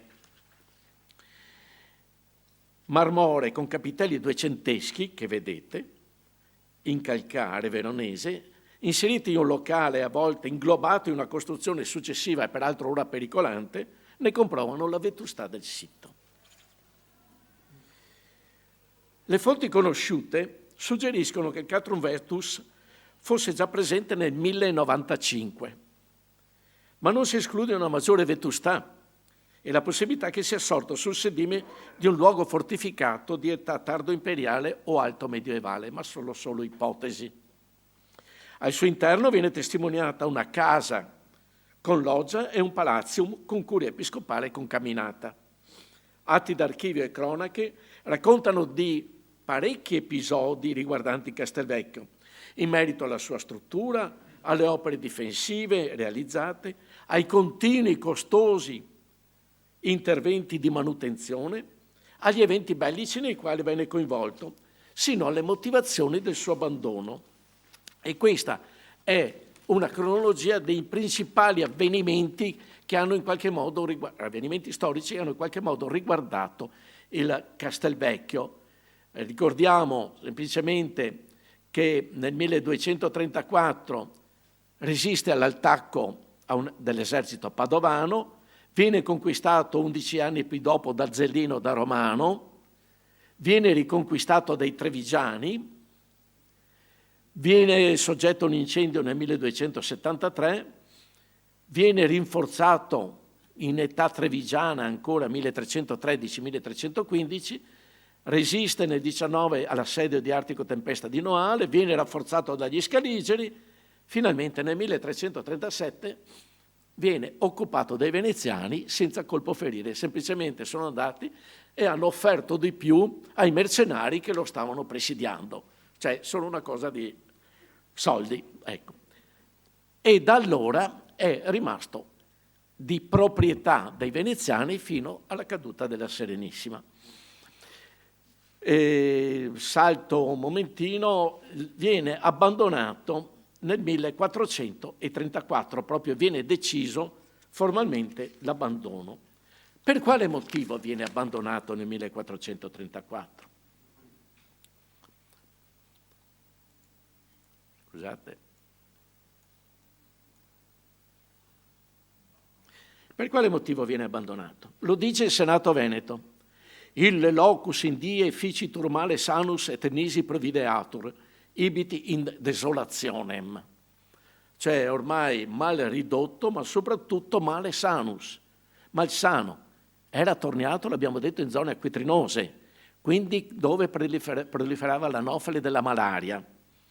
E la malaria toccava a tutti, anche se è stata un'arma micidiale in mano ai veneziani, perché sono riusciti a vincere gli ungari padoani e forlani che nel 1378 assediavano il Castelvecchio nel corso di quella che è nota come guerra di Chioggia, che nell'immaginario collettivo si pensa combattuta solamente in mare, ma che in realtà è stata combattuta anche in terra. Al momento dell'abbandono, nel 1434, si segnalano al suo interno, all'interno di quel recinto, una domus magna, che poteva essere il palazium già citato, una ecclesia, una domus munitionum, et plurime alie domuncule, plurime tante altre piccole case, con i loro pozzi. Tutte queste proprietà sono state vendute all'asta dai veneziani, quando è stato abbandonato il Castrum Vetus. Dopo un periodo di affitto al nobile Andrea da Mosto, dapprima, e a Bertuccio Ciararo poi, nel 1453, il sito venne concesso al monastero di San Salvador, che vi istituì un priorato e poi un'abbazia dedicata a San Giacomo, di cui abbiamo traccia su questa mappa del XVI secolo. Le mura, perché non troviamo niente? Perché le mura e i manufatti difensivi vennero smantellati, proprio non distrutti, smantellati, e i materiali recuperati in parte per la costruenda cinta muraria del Castelnuovo, cioè hanno recuperato i materiali vecchi per costruire qualcosa di nuovo da un'altra parte. Tanto che addirittura venivano donati 1000 mattoni a tutti i privati che se ne appropriavano di 1000, ma ne portavano altri 1000 nella nuova cinta muraria da costruzione. E quindi potete immaginarvi in quanto breve tempo praticamente sia scomparso tutto. L'area ora abbandonata è oggetto di un importante progetto edilizio, e qui a poche decine di metri, che verrà attuato presumibilmente nei prossimi mesi, o meglio, è da anni che ci dicono che verrà attuato nei prossimi mesi. E qui sappiamo che c'è l'attenzione della soprintendenza, alla quale ci raccomandiamo e ci mettiamo a disposizione per cercare di vedere e di recuperare non solamente questi reperti che già ci sono, ma anche eventualmente quegli altri sepolti, anche se è vero, e qui lo dico, e potrei anche dirlo e smentirlo, però qualche socio è venuto a dirmi che ha assistito alla costruzione del monoblocchino, che è l'ultimo padiglione costruito dell'ospedale Umberto I, e durante gli scavi è venuto su di tutto, cioè un sacco di reperti. Però nessuno è intervenuto, nessuno l'ha segnalato, loro lo hanno segnalato troppo tardi e non è stato più possibile intervenire. Bene, i borghi di Mestre. Il Castrum Vetus non era un qualche cosa, un castrum abitato, eccetera, fortificato, in mezzo al nulla. No, c'erano altre, almeno 3 zone abitate, chiamati borghi, sono già stati accennati. Questi borghi, che qui vediamo in cartina, qui tutti noi abbiamo fatto utilizzato ampiamente gli studi di Vladimiro Dorigo, il quale devo dire però che ha attinto anche lui a studi del Centro Studi Storici, anche se erano studi a spot, diciamo. Lui ha messo ordine, ha avuto questo grande merito non solo di approfondire le tematiche, ma anche mettere ordine a tutti questi studi.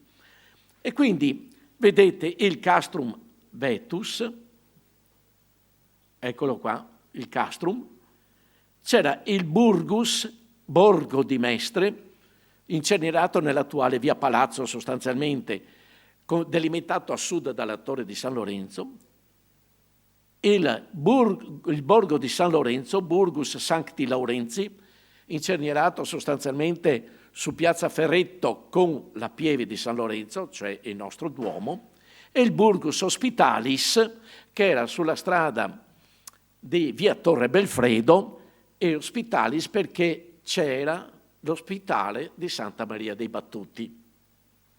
Questi erano i borghi che esistevano a Mestre. Nel 1360, sotto il governo della Serenissima, si documenta la presenza del fossato attorno al borgo di Mestre. Ma questo fossato esiste già da tempo, come è stato ben detto. e viene deciso de recuperando gli legnamina pro facendo steccatum vel spaldos, ovvero di approvvigionarsi di legname per rinforzare lo steccato e fare anche gli spalti. Si trattava quindi di una fortificazione importante, coesistente, 1360, prima dell'abbandono del Castrum Vetus, tanto che addirittura in una mappa, che io avrei qui alla fine, vengono riportate stranamente 2 castelli all'interno di Mestre. Evidentemente si fa riferimento a queste 2 coesistenze, il Castrum Vetus da una parte e questa cinta muraria fortificata del borgo di Mestre dall'altra. Solamente una decina di anni più tardi, nel 1371, il Senato stabiliva di investire somme ingenti in lapidus vivis calcina et magistrantia ad murandum burgum de Mestre, cioè comperiamo calcina, mattoni, pietra d'Istria, eccetera, perché dobbiamo murare il borgo di Mestre. E il borgo di Mestre viene murato tenendo come caposaldi e coinvolgendo nella cinta muraria la torre Belfredo, questa, e la torre di San Lorenzo, quest'altra. La muratura, quindi, qui è appena accennata, sostanzialmente ha questo percorso.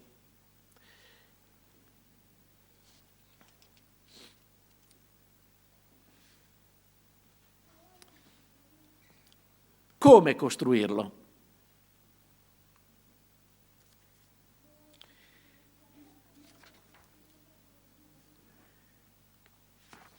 Viene costruito con basamento in pietra d'Istria, come si vede bene da questa foto.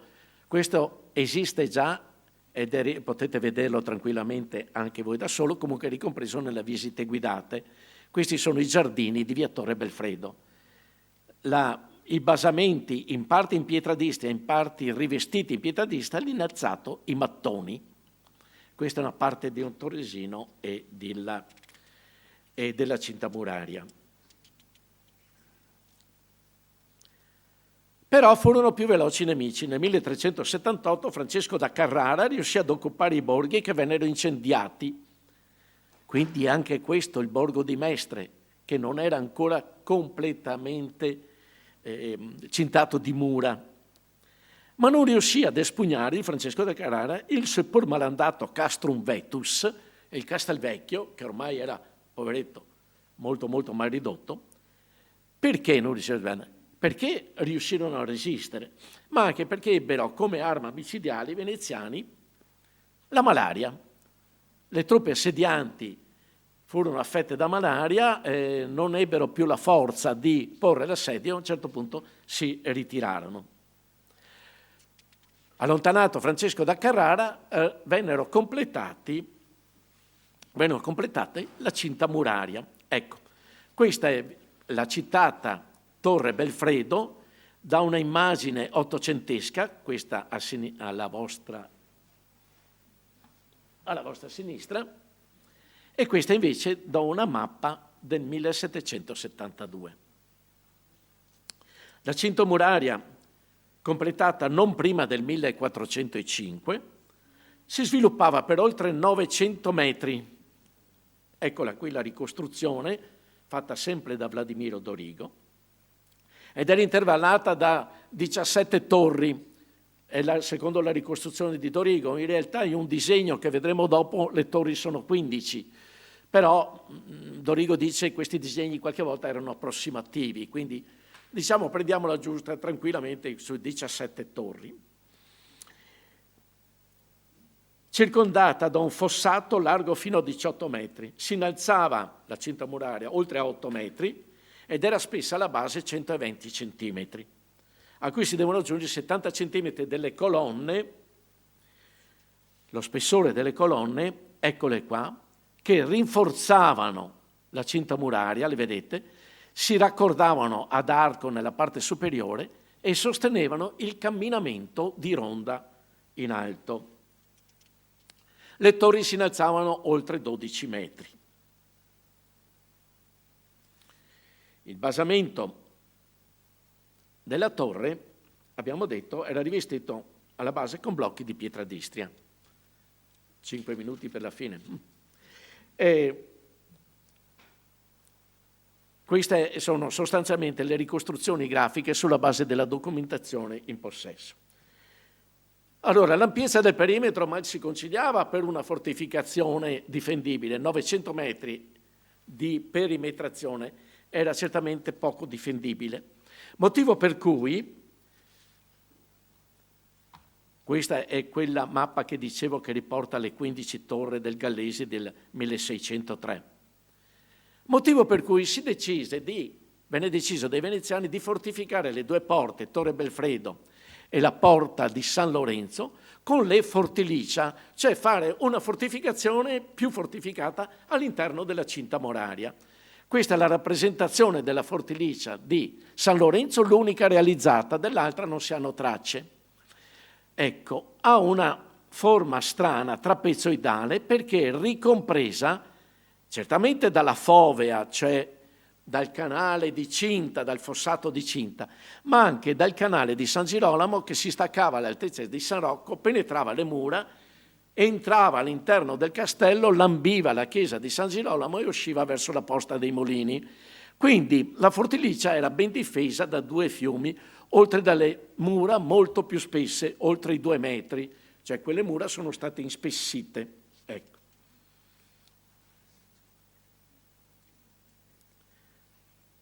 La fortilicia era incernierata fra la torre di San Lorenzo e la torre adiacente di Ciadamosto, quella in cui qualche tratto e ancora qualche residuo è reperibile, visibile all'interno della ex Cassa di Risparmio di Venezia, attuale ancora Cassa di Risparmio di Venezia. Bene,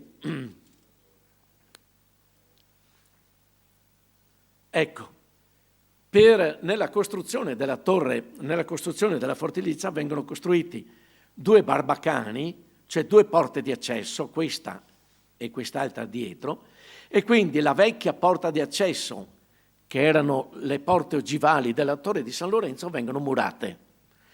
Su questa mappa, anche se storicamente non sono esattamente dello stesso periodo, si intravede la porta di San Lorenzo, torre di San Lorenzo, chiamata anche Porta della Lozza, con l'apertura ogivale, e questa invece la nuova porta, torre dell'orologio, sistemata torre dell'orologio, fra l'altro con l'orologio, con a fianco il barbacane di accesso, e questa sarebbe la fortilicia.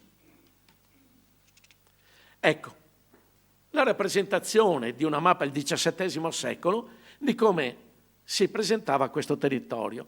Faccio notare che si sono spesi ingenti risorse, i veneziani hanno speso ingenti risorse, per ricomprendere il borgo di Mestre con la parte nord che era abbastanza non abitata, di fatto, orti probabilmente, lasciando fuori l'attuale piazza Ferretto, cioè il borgo di San Lorenzo, con l'antica Pieve, che è uno degli edifici più antichi che vengono certificati a Mestre. Perché?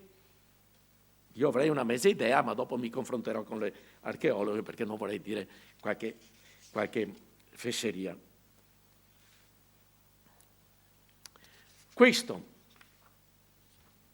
è il plastico del Castelnuovo fatto dagli studenti dell'Istituto Berna sotto la direzione del professor Papaccio, che potete visitare alla VEZ, alla Biblioteca Civica di Piazzale Donatori di Sangue. Un bel lavoro e complimenti all'Istituto Berna e ai suoi studenti.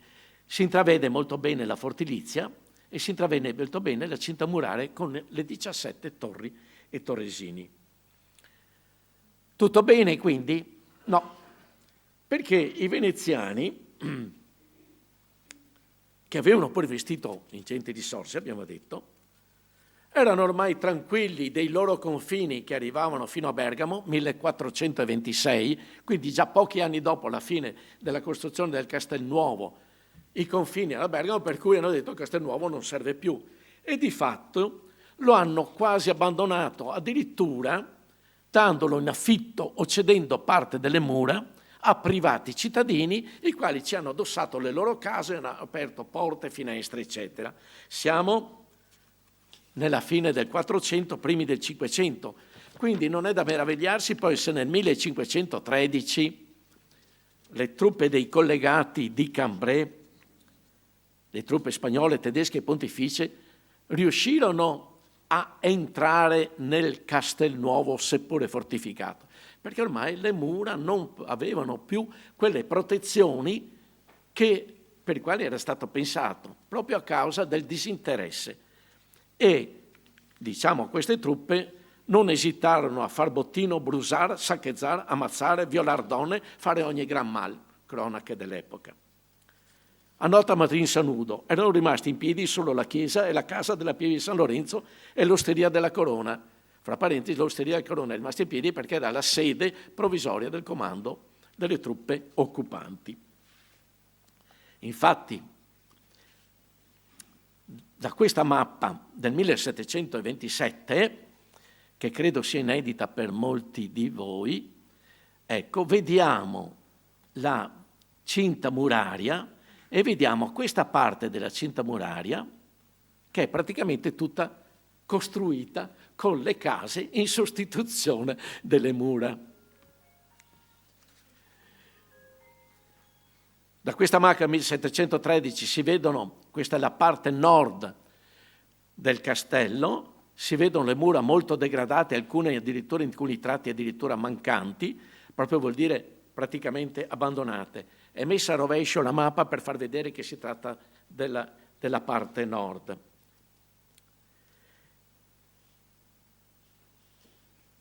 Così i veneziani, disinteressati anche quando andarono via le truppe dei collegati di Cambrai, e qui ho quasi concluso, non si preoccuparono più di ricostituire il Castelnuovo. Perché? Perché erano molto più interessati ai loro propri possedimenti in terraferma. Dice una cronaca dell'epoca, i veneziani, e compravano possessioni e ciasamenti in terraferma, e facevano palazzi e spendevano danari assai. Il Castelnuovo venne quindi abbandonato ad un lento, continuo, inesorabile degrado, che ha avuto il suo punto più basso, come abbiamo detto, nel Novecento. Ma questa è un'altra storia. Grazie.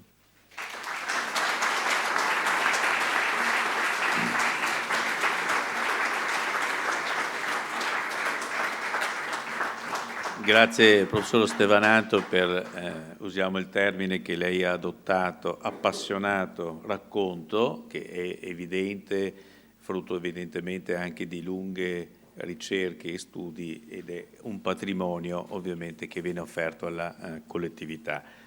Interviene ora il professor Giovanni Papaccio. Prego. Ecco, diciamo che il professore è laureato in beni culturali all'Università di Udine, svolge attività di archeologo per la Società Lombarda di Archeologia a Lumi e a Milano e all'Università Cattolica, e collabora agli scavi di Mestre nella promozione delle attività didattiche di ambito architettonico e archeologico. Insegna all'Istituto Comprensivo Berna di Mestre, che abbiamo già sentito nominare per l'egregio lavoro fatto nella realizzazione del plastico. Prego. Buongiorno, solo due parole. Ho parlato della mia gioventù, ormai sono 20 anni che insegno all'Istituto Berna e insegno italiano, storia e geografia. Ho avuto la fortuna, dopo la tesi in archeologia medievale, di collaborare con la Società Aurea di Ardizon e con la UTI negli scavi di Mestre. Ma la parte più importante della nostra collaborazione credo sia stata quella della ideazione e promozione di itinerari didattici nelle scuole al fine di promuovere la Mestre medievale. Nel momento in cui mi sono messo ad insegnare ho creduto fosse importante passare queste conoscenze anche ai miei allievi, ed è per questo che alcuni anni fa, su suggerimento di un genitore, abbiamo elaborato il progetto del plastico, che adesso in un breve video vedrete, che potete visitare alla VEZ. Grazie.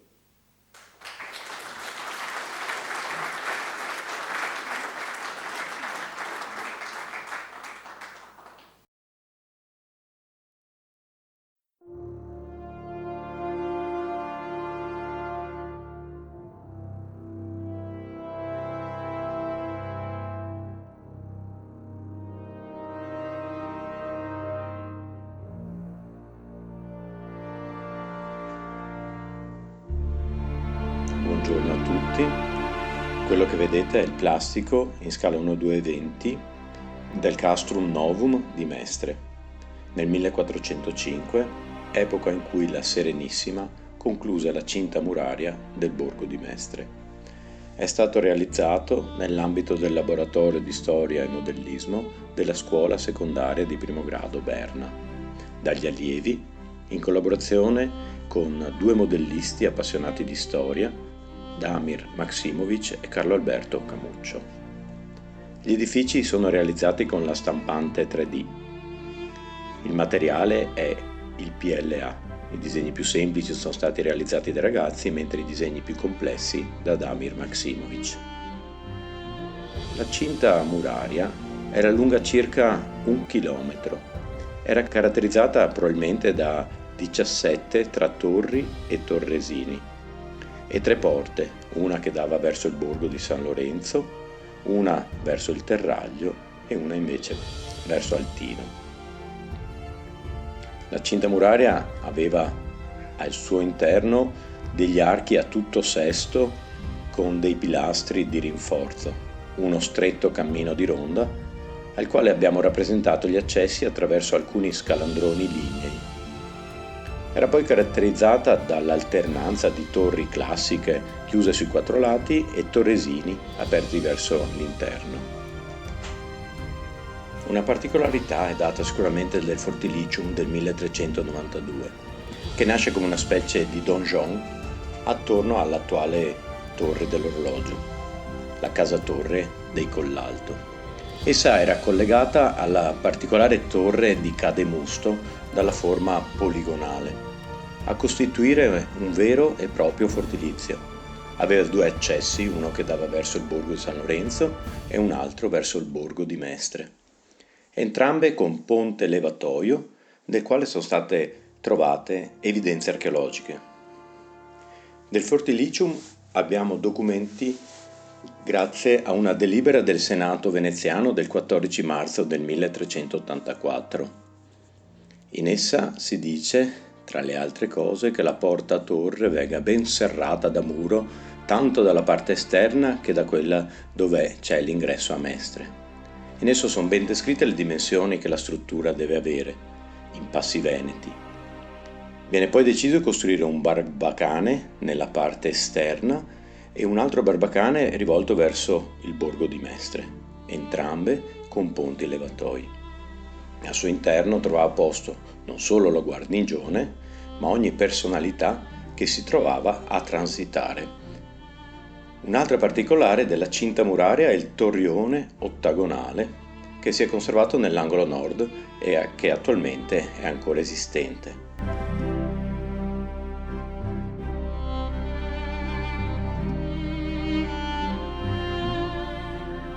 La cinta muraria racchiudeva una viabilità sostanzialmente costituita da 3 strade, la principale via Palazzo, una strada porticata che si è conservata ancora oggi, praticamente intatta.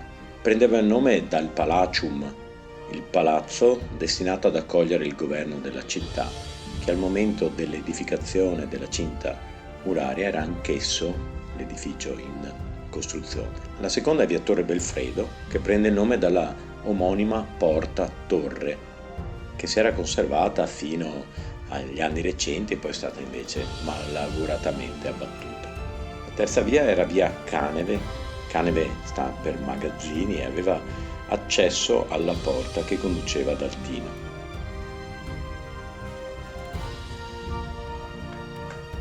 Una quarta stradina secondaria era quella che costeggiava il canaletto di San Girolamo, che transitava davanti alla chiesa omonima, una chiesetta edificata nel 1261 in stile gotico veneto, con la facciata tripartita da 2 paraste, un portale, rosone e archetti pensili nel sottotetto. A lato è stata ricostruita l'area cimiteriale con la processione dei religiosi della chiesa.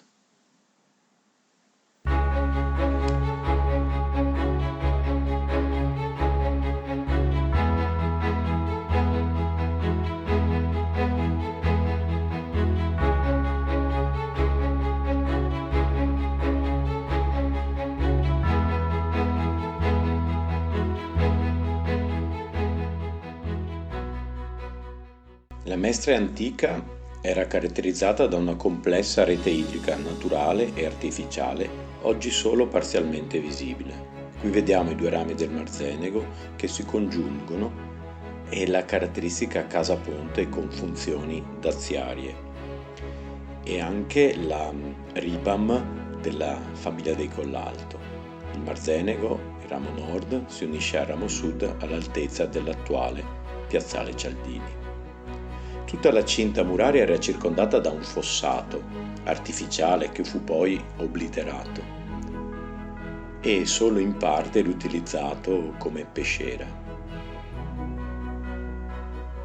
Le attività economiche della Mestre medievale erano strettamente collegate a queste vie d'acqua. Sul Marzenego erano documentate almeno 3 porti, il porto di Mestre, il porto di San Lorenzo e la Ribam della famiglia dei Collalto. L'abbiamo rappresentato con dei magazzini e con le tipiche imbarcazioni a fondo piatto che avevano il compito di commerciare con l'entroterra, mentre il commercio con Venezia avveniva per il porto di Caverniago e poi tramite la fossa Gradeniga o Canal Salso. Altre attività economiche importanti, oltre al commercio di acqua, erano segnalate dal foro boario, rappresentato qui fuori le mura, e al suo interno invece c'è il mercato delle verdure. Una parte nord della cinta muraria, al momento della sua costruzione e dalla documentazione che siamo riusciti a reperire, risultava in parte ancora coltivata o destinata all'allevamento del bestiame, e quindi in quest'area sono state rappresentate dei broli, dei vitigni, delle piante da frutto e dell'allevamento di animali da cortile, ovini, bovini.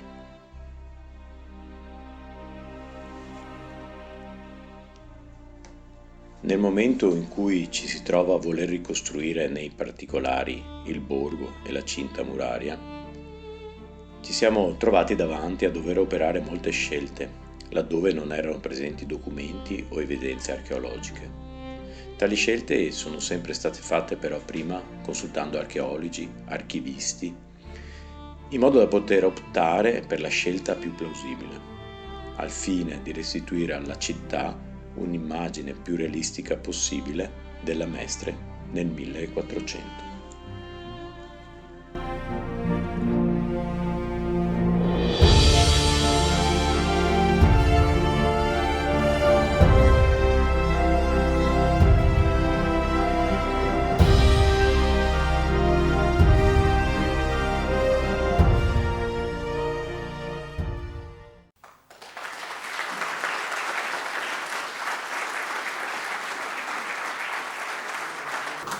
Grazie per questo lavoro che in qualche misura con queste giornate di Castelli stiamo portando di nuovo, diciamo, alla ribalta e alla conoscenza.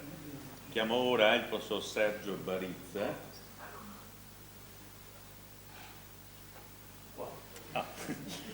che ci parlerà Mestre città, il castello perduto alla scoperta delle sue tracce. Il professor Barizza è laureato in filosofia all'Università di Venezia ed è stato lungamente responsabile agli archivi storici del Comune di Venezia, realizzando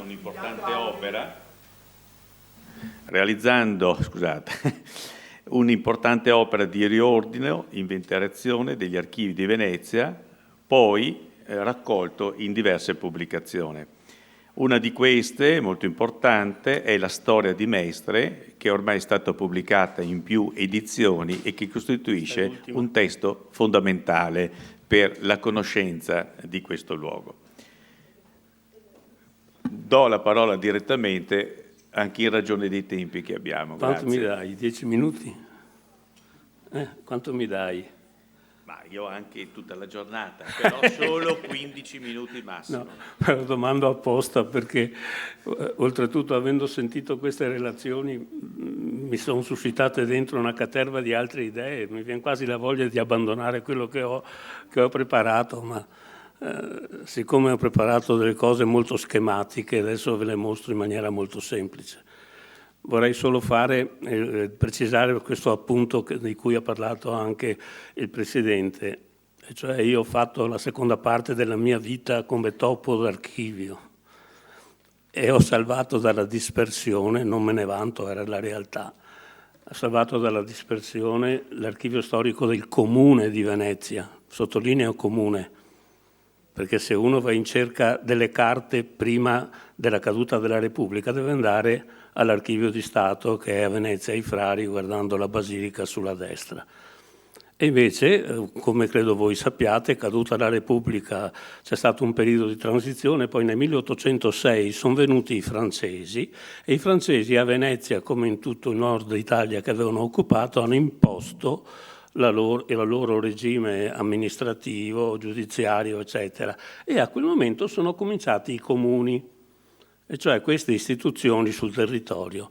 Nella nostra zona ce n'erano parecchi, era comune addirittura Bottenigo, era comune mi pare anche Perlan, cioè tutte le piccole frazioni hanno detto sì, viva la libertà, la fraternità, l'eguaglianza, siamo qua, ci siamo anche noi, finalmente Venezia sedea dell'acqua, coraggio fioi, mettiamoci insieme.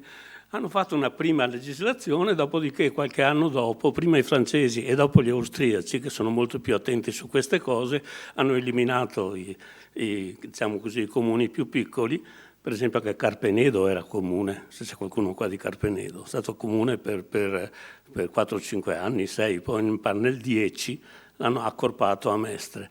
Hanno fatto questi accorpamenti per cui esiste un archivio dei comuni che comincia col 1806 e va avanti fino alle tecniche attuali con le quali io da archivista mi metto le mani nei capelli, perché non so come faranno gli storici fra 100 anni a leggere e a trovare documenti che oggi sono su dischetti, su altre cose, eccetera. Vabbè, pazienza. Noi leggiamo ancora le pergamene del 1100 e le leggiamo bene. Vorrei esserci, ma ormai ho 82 anni, compio fra una settimana, grazie degli auguri, non vorrei esserci quando uno storico dice vediamo un po' cosa hanno fatto a Mestre negli anni di inizio del XXI secolo. Puntini, puntini, puntini. La storia dirà quello che capiterà. Allora, avendo messo a posto sia l'archivio del Comune di Venezia che l'archivio del Comune di Mestre, non vi dico in che stati erano, comprese le pantegane che girava Sora e tutto quanto il resto. Ecco, vi dico un piccolo aneddoto che mi è stato sempre in testa, perché io ero un fautore che i ragazzini delle scuole venissero in archivio e toccassero con mano cos'è la storia. Perché se no a storia pensa solo alle guerre, che conta in classe, pensano solo chissà che cosa.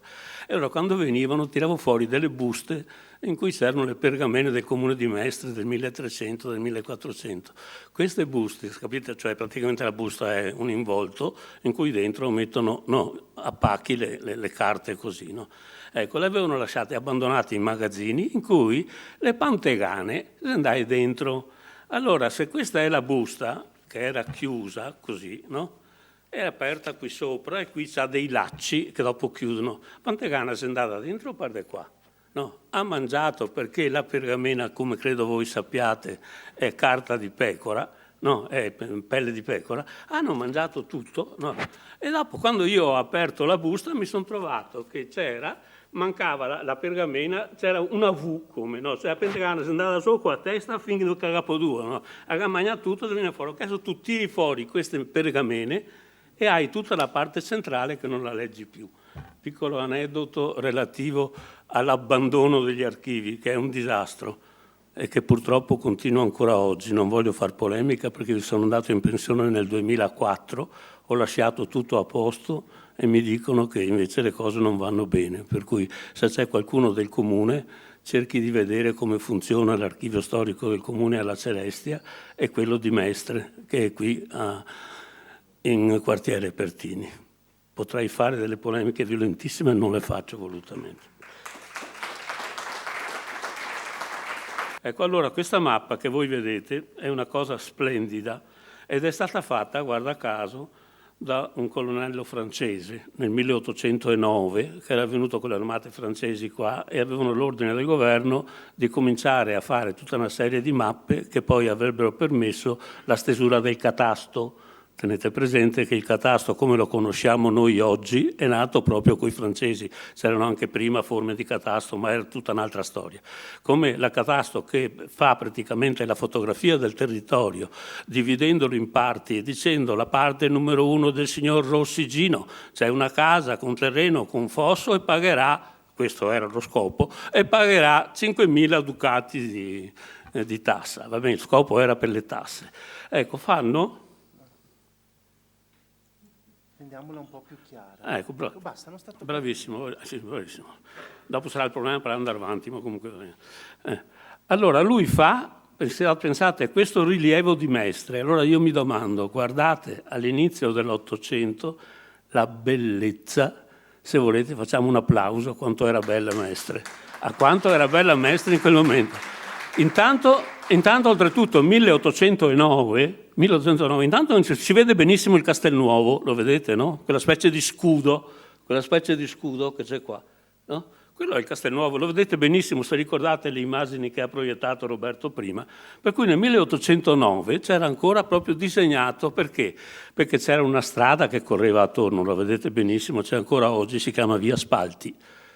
Più chiaro di così, la toponomastica è uno dei segni della storia, sempre, non cambiate i nomi alle strade, lasciate, va bene, i Kennedy e quant'altri per le cose nuove che fate, non mettetelo sulle vecchie, per carità, lasciate lì che è uno dei pochi segni della storia che abbiamo, perché se dice Via Spalti vuol dire che c'erano i spalti, e i spalti di che cosa? Gli spalti del castello, era la parte nord, no, diciamo.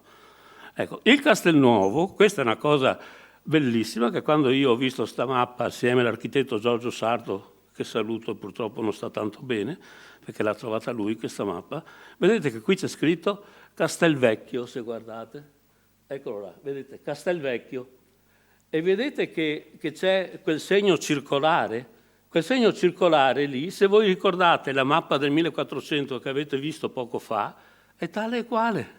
C'è il segno di com'era il confine del castello, vedete? Dentro che c'è alberi, c'è orti, c'è una casa, la grande casa di cui si parlava prima, dove è scritto Castelvecchio, c'è la strada di Castelvecchio, il ponte, lo vedete il ponte? La strada che fa quell'angolo lì, che l'angolo lì c'è ancora, dove c'è il vecchio ingresso dell'ospedale, per capirsi, insomma, no? Ecco, per cui io dico, guardate questa qua e capite com'era Mestre all'inizio dell'Ottocento e quanto era bella. Aveva ragione bene Goldoni a far dire a uno dei suoi attori in una commedia che mi pare si chiamasse La serva felice, una cosa di questo genere. La cameriera brillante, bravo, la cameriera brillante, gli fa dire va in giro per Mestre, guarda quanto sei bea, è l'unico posto in cui che sei tutte ste ville, tutte ste piante, tutti questi giardini, tutte ste statue, e mi dice anche che dentro i fa dei robasse. Proprio, dice proprio così, bellissimo. Cioè, ed Mestre era praticamente il primo, come possiamo dire, il primo passo in terraferma dei nobili o patrizi che venivano dalla laguna, arrivavano alla testata del Canal Salso e lì cominciavano già, avevano un teatro per loro, il Teatro Balbi, tanto è vero che dopo che è caduta la Repubblica l'hanno distrutto perché non andava più a teatro, perché era stato fatto per i veneziani patrizi, i patrizi non c'erano più, per cui il teatro è andato giù. E dopo avevano tutte le ville. Ne diciamo 3-4 qui a Mestre, le dico solo velocemente. Una è la Villa Giustiniana di cui avete già sentito parlare ed era fatta praticamente sulle mura, pensate, le fondamenta. Quando hanno fatto la scuola dei Amicis, Mestrini, credo che tanti siete andati in quella scuola, io ero a Carpenedo perché sono andato nelle baracche, perché la Toti dopoguerra era piena di sfollati e di gente che veniva dalla Dalmazia e compagnia cantante. Ma quei mestrini sono andati alla Toti, scusate, alla De Amicis. La De Amicis è stata fatta nel 1903 E quando l'hanno fatta hanno demolito quel che resta, che c'erano dei resti. No?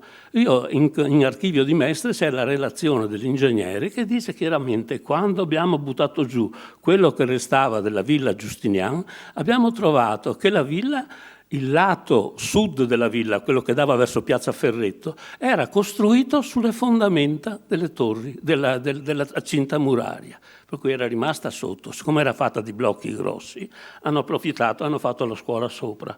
Invece quando hanno fatto tante altre case in giro per Mestre, negli anni maledetti anni 50, 60 e 70, di notte c'erano i camion che partivano con blocchi di pietra e blocchi, questo è documentato da persone che hanno visto materialmente questa cosa. Per cui cerchiamo di non fare più perlomeno disgrazie, come si dice. Ecco, no? Un'altra villa splendida era, pensate, dove oggi esiste la caserma Matter, il terraglio, ed era quella villa, si entrava da via Trezzo e la villa era fatta di fronte a quella villa che c'è ancora, che è Villa Berchet, dove c'è un istituto di suore, che avevano tutto il parco che andava fin su via Trezzo, dove oggi c'è il villaggio Sartori, anche questa qua. No, la Montecatini nel 1950, 51, 52 ha comprato il parco, ha buttato un parco secolare e ha fatto un quartiere. È rimasta la villa, per fortuna, dietro, per cui le due ville erano addirittura in comunicazione. E sta villa era dei Gradenigo, pensate. E al Museo Correr sono conservate dei disegni di Guardi che fa vedere com'era all'interno di quella villa, perché all'interno di quella villa nel 1700, non so, di 89-88, si è sposato il duca di Polignac. No? È venuto a Mestre a sposarsi all'interno e hanno fatto una festa. Il parco aveva 110 statue. 110 statue. Sembra che una quadriga di cavalli sia una villa di Trieste. Sembra, l'ho letto, non sono andato a verificare, per cui dico quello che ho letto in qualche parte. E poi c'erano quelle che già conoscete, le ville, no? C'è la villa degli Erizzo Bianchini e la villa dei Querini. Ecco, per dire quanto era bella in Mestre in questo momento. Andiamo verso invece quello che è poi capitato. Come posso andare avanti adesso, Roberto? No, forse devo cancellare questo, ritornare. S'era questo, scusa. Eccola, è là, bravo. Ecco, basta, siamo a posto. Eccola. Ecco, adesso io faccio molto svelto a questo punto. Vedete, ho fatto io apposta, sulla mappa che avete già visto del Barcella, quello che è capitato è quello che resta. Cominciamo da qui, da sinistra. La torre di Belfredo è lì. Allora, com'è andata a finire la storia di questa torre? Lo dico in termini molto semplici. Nel 1876 la proprietaria manda una lettera al comune, tutto conservato nell'archivio di Mestre, e dice: io sta torre voglio venderla perché è cadente, nessuno la prende in affitto, io pago tot di tasse, semplice che è in mezzo, pago tot di tasse, non ricavo niente, voglio distruggerla. Il comune gli fa: senta signore, cosa vuole ricavare? 6.000 lire. Il comune ha tentato di fare una colletta, non è riuscito a farla. Per cui dopo, quando la torre è stata buttata giù, il prefetto ha tirato le orecchie ai mestrini dicendo: potevate fare la colletta e salvavate la torre, no? Perché non l'avete fatta? Provate a domandarvi perché non l'hanno fatta. Uno è un motivo sociologico, che i mestrini come oggi sono pochi i mestrini autentici, molto pochi. Essendo quel tipo di città che è vicina a Venezia, con tutti i servizi per Venezia, pensate che alla fine dell'Ottocento su meno di 10.000 abitanti c'erano 100 tra osterie, locande, eccetera, a Mestre. 100, una cosa. Perché? Perché era tutta gente che veniva da fuori, no? Gente che veniva e dopo andava a Venezia, tornava, non c'erano i ponti, non c'era né il ponte ferroviario né quello automobilistico, per cui Mestre era un concentrato di gente che si muoveva. E questi osti in genere, ho trovato anche queste carte in archivio, stavano qua 3, 4, 5, 6 anni, poi avevano fatto un bel gruzzoletto e tornavano nelle loro case. Tanti erano della zona del Montello, per esempio, della zona dell'Alpago, no? Per cui venivano giù, facevano troppo e poi tornavano a casa. No? Per cui la mobilità della gente, non sentivano la cosa come loro. Difatti, quando fanno questa petizione, il prefetto dice ai mestrini: guardate che anche a Noale hanno cercato di buttare giù la rocca dei Tempesta, e a Noale, che non è Mestre, gli dice il prefetto, no? A Noale si sono messi assieme i cittadini e hanno fatto muro e la rocca è ancora là anche oggi. Allora, questa è la prima cosa. La seconda cosa è che gli amministratori ormai pensavano già un'altra cosa per Mestre, no? E adesso lo diremo subito, e cioè che Mestre doveva diventare una città, fra virgolette, moderna. Ora, la modernità in quegli anni cos'era? Fare delle strade larghissime, magari anche con viali, no? E permettere che girasse il traffico. Sarebbe arrivato il tram dopo poco.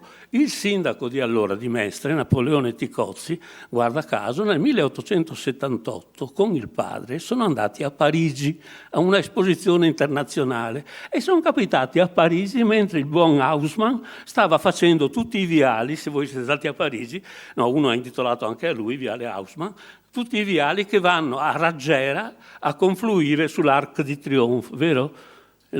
Cosa sono?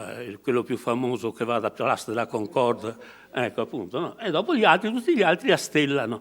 È arrivato a casa e ha detto: facciamo anche noi così, Mestre come Parigi, facciamo anche noi così, il nostro centro è la zona dove c'è il municipio e perciò verso la torre di Belfredo creiamo una bella strada. Cosa fa quella torre in mezzo che passa 2 metri, non passa nessuno? I Ori non hanno difeso la torre, nessuno ha difeso la torre.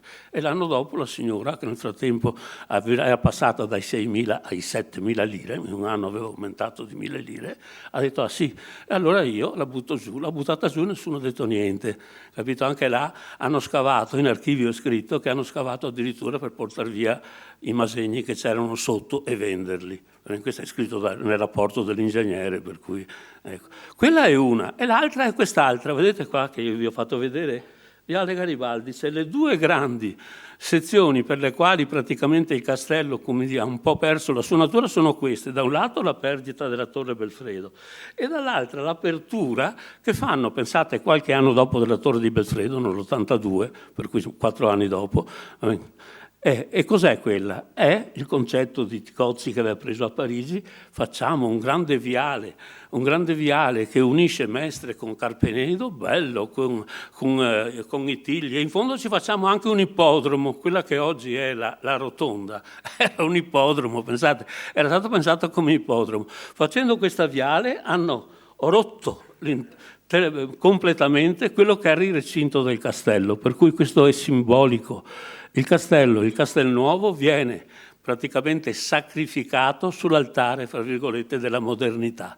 C'è niente da fare. E guardate che questo, io ho letto un libro bellissimo del 1984, vado a mente, scritto da Cesare De Seta e Jacques Le Goff, intitolato Le città e le mura. Non so se lo conosci, Le città e le mura, no? In cui analizza proprio le città europee da questo lato e dice che c'è inutile piangere e versare lacrime sul nulla, perché quando è arrivata la modernità, con i mezzi di trasporto, con la velocità, lo dicevi anche tu prima, no? Che il muoversi all'interno di una città è la città, hanno bisogno di muoversi, fanno le strade larghe.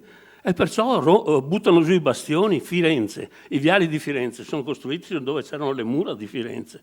Anche Bologna, voi andate a Bologna e trovate a un certo punto una porta, ma che c'era una porta sola lì c'erano le mura, poi sono sparite, no? Ecco, guardate, questo è capitato anche a Mestre, in questo senso anche Mestre è figlia della modernità. E poi quell'ultimo grande sacrificio, poi vado via sveltissimo e finisco, è quest'ultimo qui sotto. Questo è stato fatto in anni recentissimi, siamo tra il 50 e il 52, questo qua. Dai 4 cantoni si va a Viale San Marco. Perché? Perché questo era funzionale al progetto che il Comune aveva fatto per costruire a Mestre una zona che fosse intimamente legata a Venezia. Villaggio San Marco, Viale San Marco che ritornano. Ecco, e allora con le case costruite sul progetto di Samonà e Trincanato, che erano come delle piccole case veneziane intorno a corti, ancora adesso la gente ne ha Corte Colombina, Corte, gli ha messo i nomi anche di...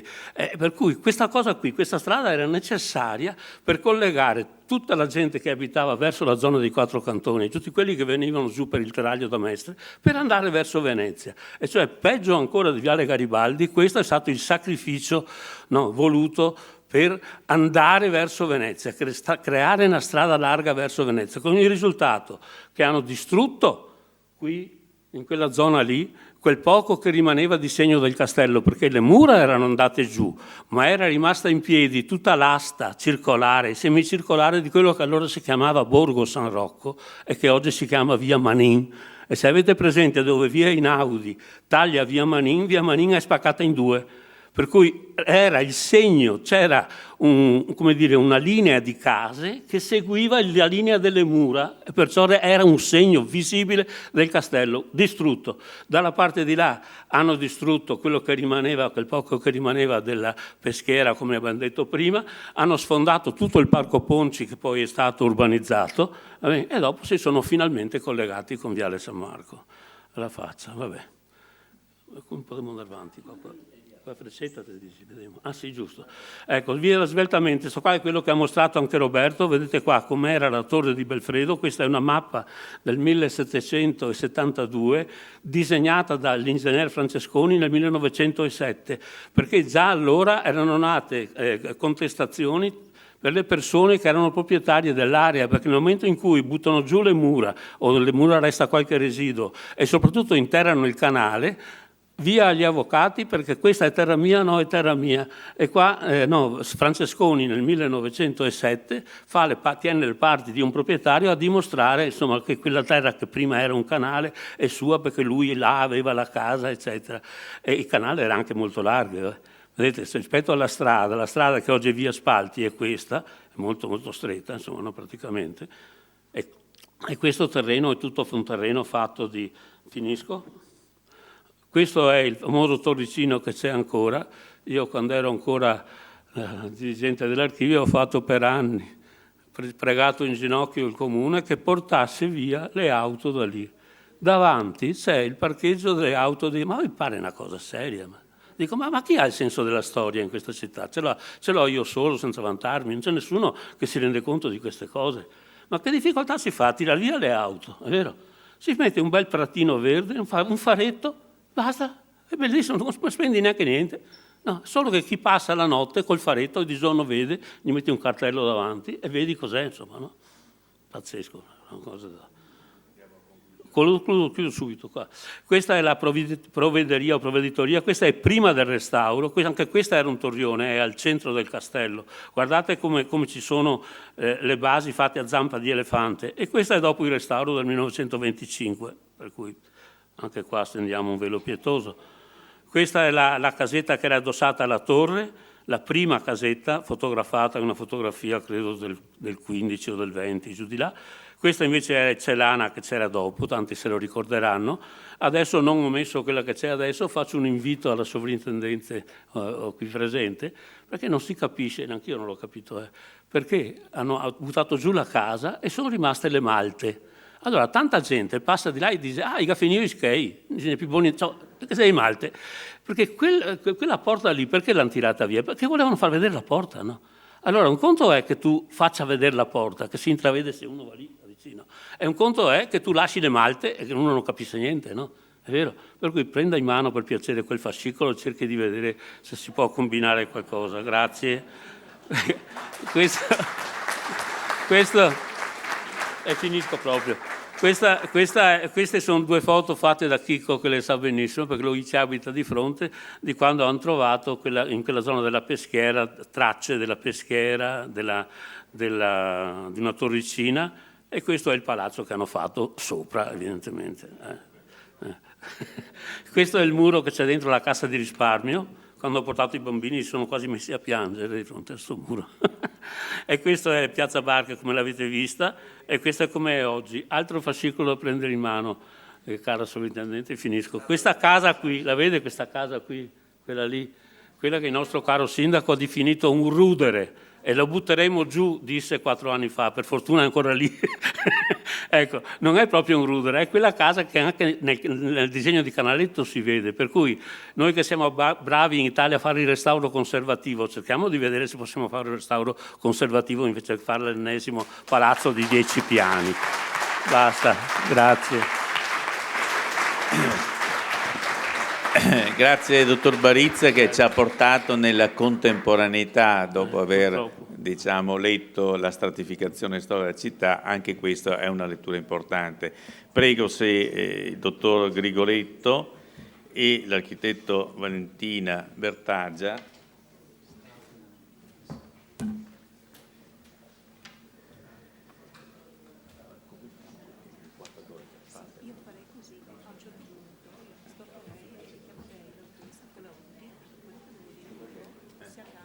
Perfetto, ok. E quindi deve essere quella lì. Siamo già d'accordo perché stiamo... Ah, questa è quella lì, ok. Quindi faccio chiamare questa. Bene, allora presentiamo il dottor Andrea Grigoletto, Istituto Italiano di Castelli, è consigliere nazionale e lo devo ringraziare perché in fondo queste giornate dei Castelli sono in qualche misura la sua organizzazione insieme al centro studi di Mestre e che ha creato questa, ritengo, opportunità per questa occasione. Accanto a lui interverrà poi l'architetto Valentina Bertaggia, anche lei dell'Istituto Italiano dei Castelli, che affrontano, diciamo, il passo successivo. Dopo aver letto criticamente la contemporaneità, il titolo è Quale valorizzazione per i beni culturali a Mestre. Prego.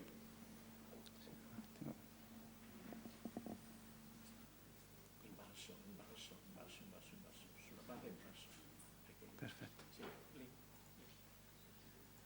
Ottimo, benissimo. Allora, buongiorno a tutti. Ringrazio l'Istituto dei Castelli, di cui peraltro faccio parte, di darmi la possibilità di fare questo brevissimo intervento. Allora, il mio intervento è molto complesso, però farò vedere solo alcune slide.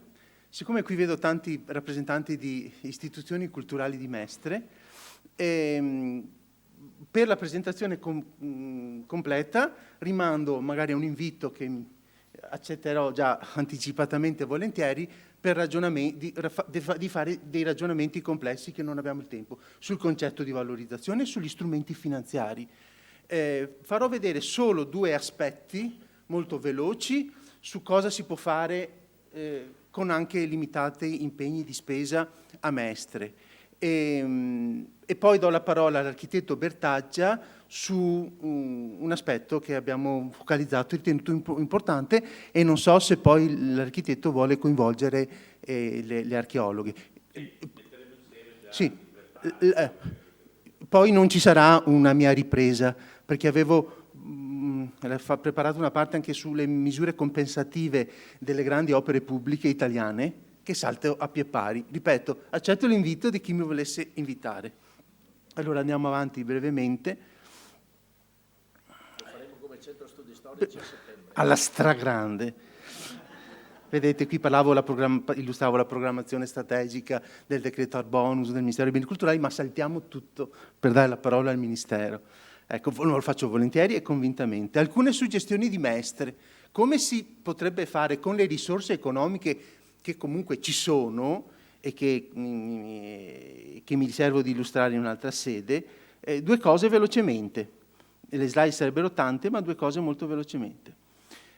Azioni attuabili nel lungo periodo, considerando i tempi necessari per progettazione e programmazione economica, iter approvativo e autorizzativo, e azioni attuabili nel breve periodo al fine di mettere a sistema il racconto del patrimonio esistente costituito dall'insieme di sistema fortificato, documentazione storico-archivistica e risultati. Quindi ringrazio anche la soprintendenza archivistica di Veneto e Trentino, perché si è capito che vogliamo tanto bene alla soprintendenza olistica, l'ex soprintendente dei monumenti, ma senza gli archivi questa attività di conoscenza delle città che non esistono più sarebbe assolutamente impossibile. Quindi documentazione storico-archivistica, risultati degli scavi archeologici e degli studi storici disponibili ad oggi.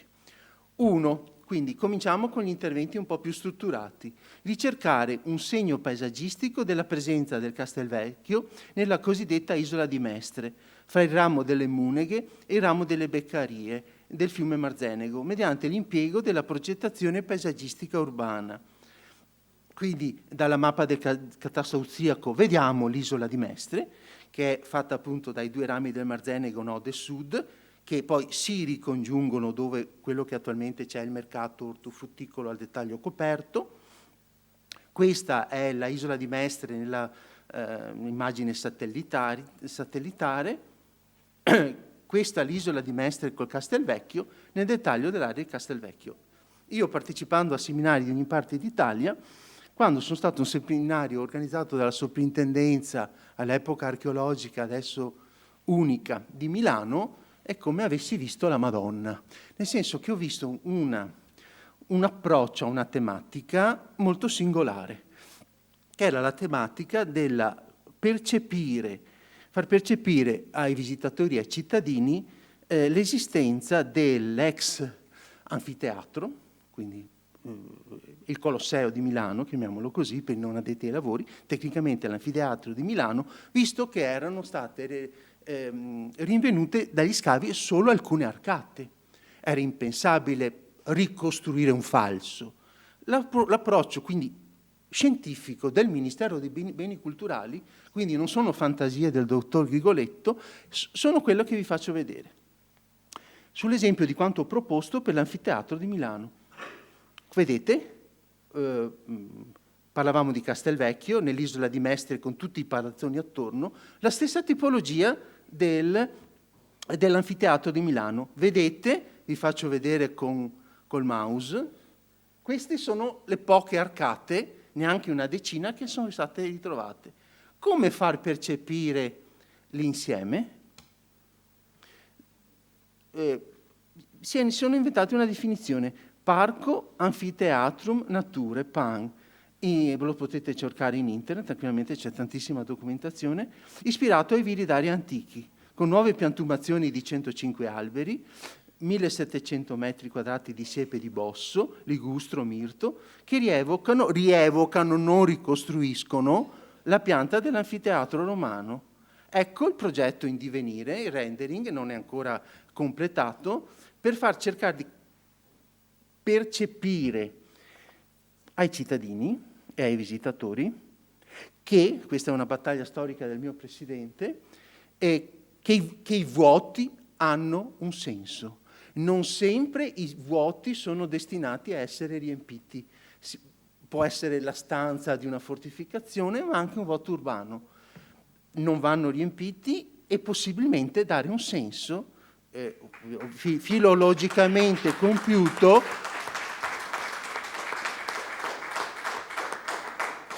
del ruolo che hanno avuto nel passato.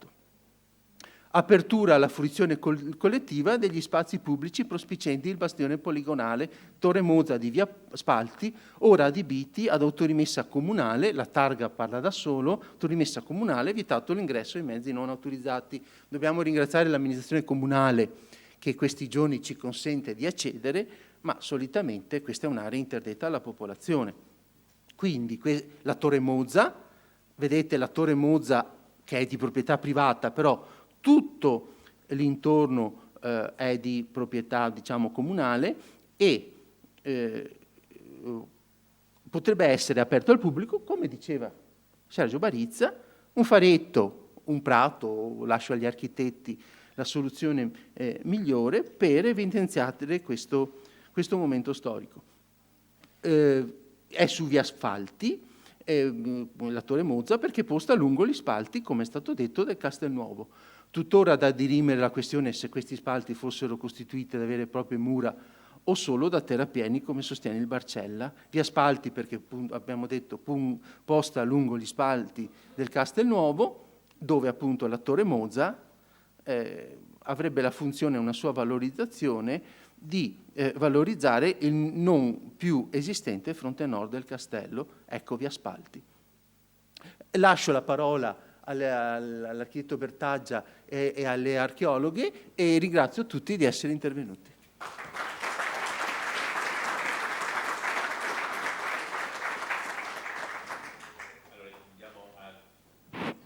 Andiamo a concludere, diciamo, con queste interazioni che sono, diciamo, delle letture in qualche misura anche di prospettiva, sono, diciamo, in qualche misura delle suggestioni che ci aiutano anche a dare una lettura nella contemporaneità.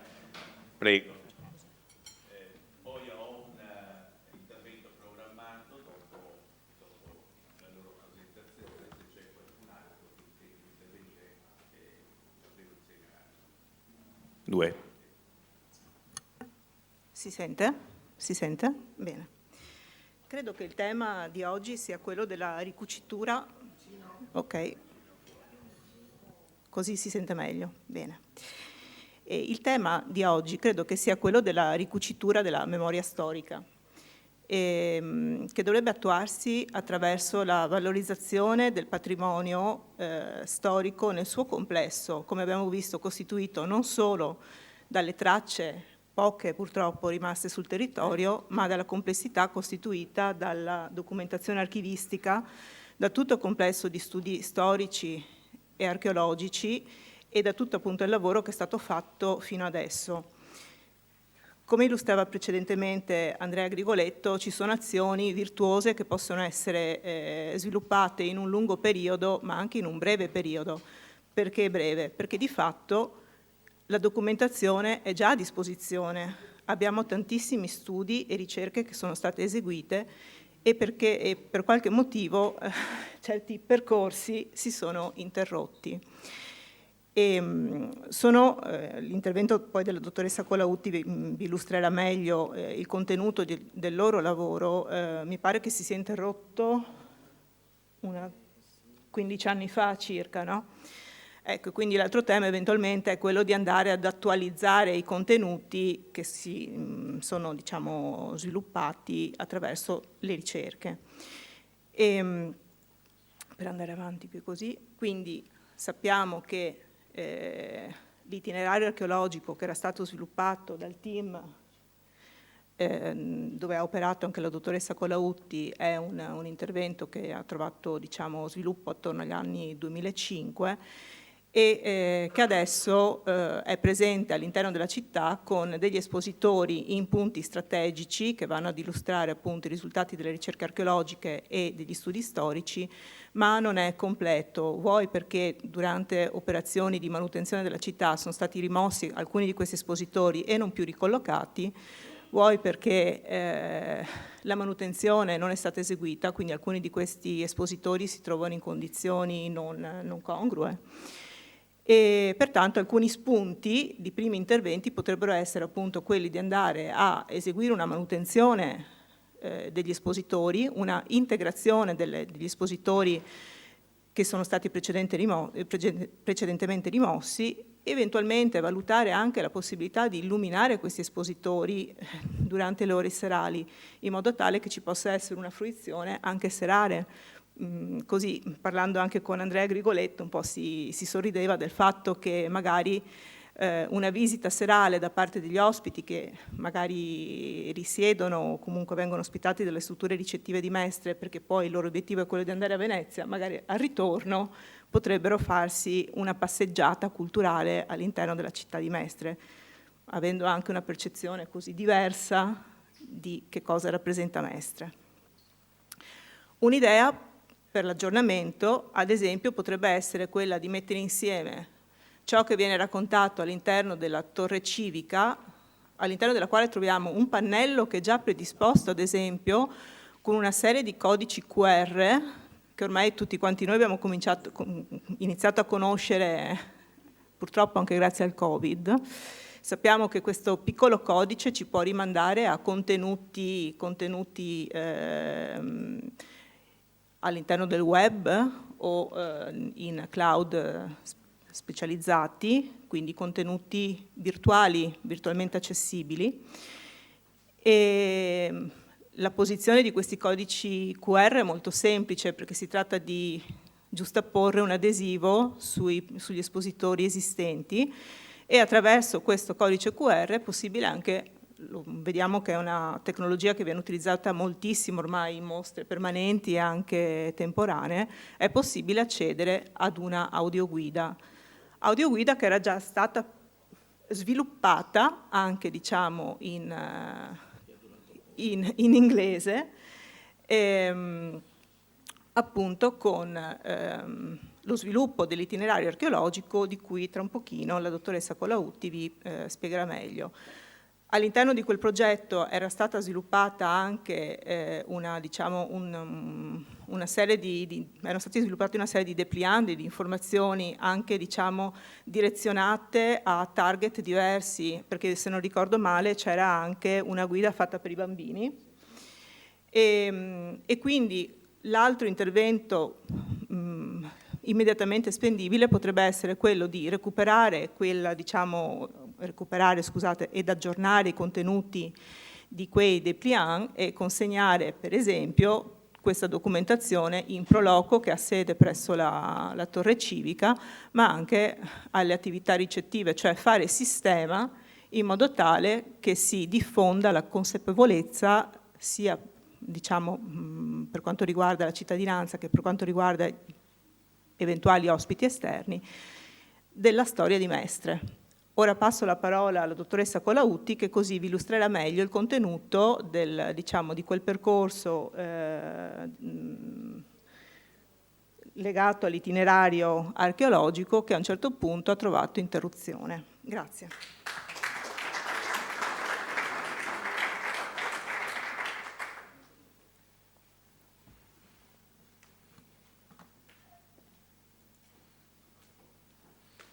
Qual era il suo?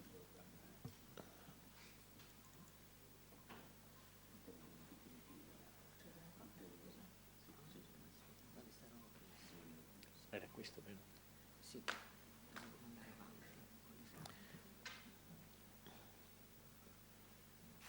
Mi dica dov'è?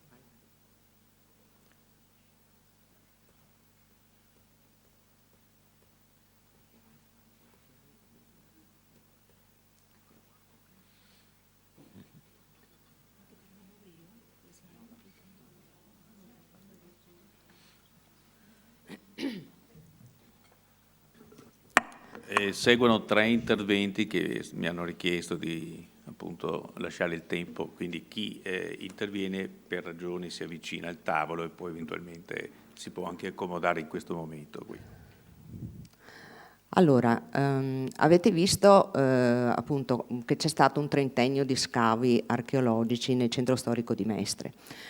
Intorno al 2005 ci siamo chiesti come era possibile valorizzare e far conoscere alla cittadinanza quello che era emerso dagli scavi archeologici, ed è nato questo progetto Mestre Archeologica, che era strutturato in 3 tranche, di cui la prima ha permesso la realizzazione dell'itinerario archeologico, di un pieghevole di supporto al percorso archeologico, dell'audioguida italiano-inglese, di un pieghevole di supporto all'audioguida, e poi c'è stata la giornata inaugurale alla tavola rotonda e la pubblicazione degli atti. La seconda tranche di lavoro invece ha permesso la realizzazione di una pubblicazione divulgativa per disabili visivi, un lavoro di cernita e inventariazione dei reperti archeologici provenienti appunto da Mestre e dal territorio mestrino, conservati oggi nei magazzini comunali, e in fase di definizione una pubblicazione per ragazzi e una per insegnanti. La terza tranche prevedeva invece una pubblicazione per addetti ai lavori, la catalogazione, lo studio e il restauro dei reperti più significativi recuperati appunto dagli scavi archeologici ai fini di una loro musealizzazione, la ridefinizione anche della carta archeologica del territorio mestrino e la realizzazione di un CD-ROM DVD su Mestre Archeologica con ricostruzioni virtuali e la creazione di un sito web implementabile sulla storia della città e del territorio. Allora, come ha parlato prima l'architetto, l'itinerario archeologico è strutturato in 15 pannelli che sono posizionati nelle zone più significative dei rinvenimenti archeologici. Contengono al loro interno una mappa appunto con il posizionamento del percorso, un breve testo descrittivo dei rinvenimenti archeologici, una pianta di dettaglio dell'intervento con evidenziati in rosso i resti delle strutture murarie rinvenute, una ipotesi di ricostruzione del Castelnuovo nel XIV secolo con un'indicazione del cono visuale, cioè io sono qui e cosa vedo? Vedo questo oppure dovevo vedere questo. Il disegno ricostruttivo delle strutture del castello innalzato con evidenziazione dei resti archeologici visibili. Il pieghevole archeologico riporta la piantina con il posizionamento dei pannelli e il percorso da seguire, e poi un breve testo descrittivo aggiuntivo a quello dei pannelli, diciamo. Corredava l'itinerario archeologico un'audioguida con descrizione anche in alcune zone della città come la piazza Ferretto degli edifici storici più significativi. Questa audioguida era gratuita e si poteva prendere al Candiani. Oggi non sappiamo più che fine ha fatto questa audioguida, i pannelli sono in uno stato di degrado veramente allucinante, nonostante l'amministrazione comunale all'epoca ci avesse assicurato una loro manutenzione ordinaria, alcuni sono stati anche tolti e non si capisce il perché, quindi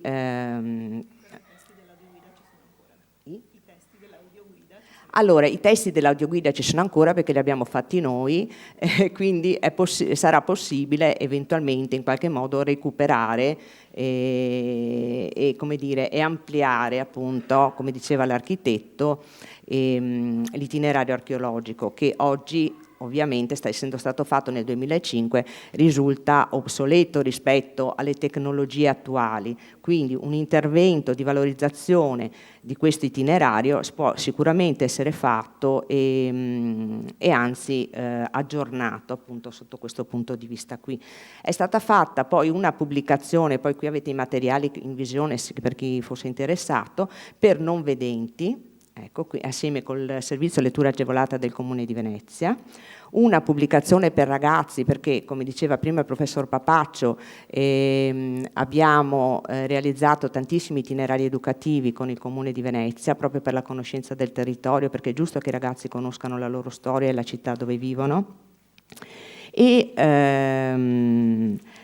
E poi la pubblicazione per insegnanti e la pubblicazione scientifica, che non sono ancora state realizzate, ma che speriamo, insomma, che in un futuro in qualche modo sia possibile farle. Ecco, quindi c'è un qualcosa già di fatto che sicuramente può essere ripreso in mano, può essere risistemato e reso più attuale.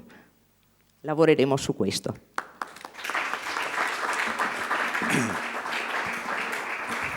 Grazie per questi 3 interventi, ognuno dei quali ha dato uno stimolo, una suggestione, ripeto, che va sicuramente accolta e ne vedremo eventualmente come potrà essere concretizzata, ci auspichiamo che questo ci sia.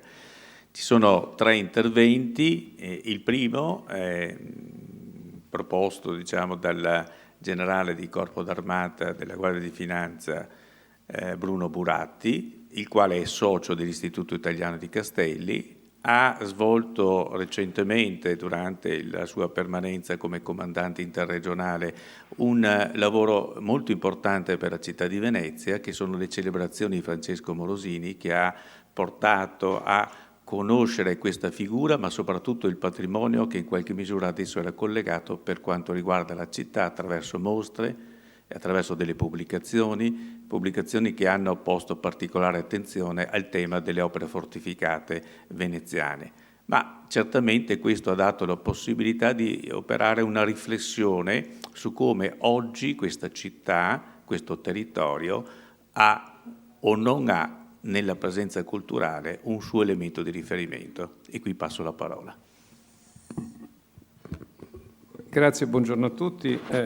Dato l'orario sarò estremamente sintetico e voglio solo portare la mia testimonianza, avendo prestato servizio in questa città per quasi 6 anni e soprattutto per essere tuttora cittadino di questa città, perché sono residente qui a Venezia.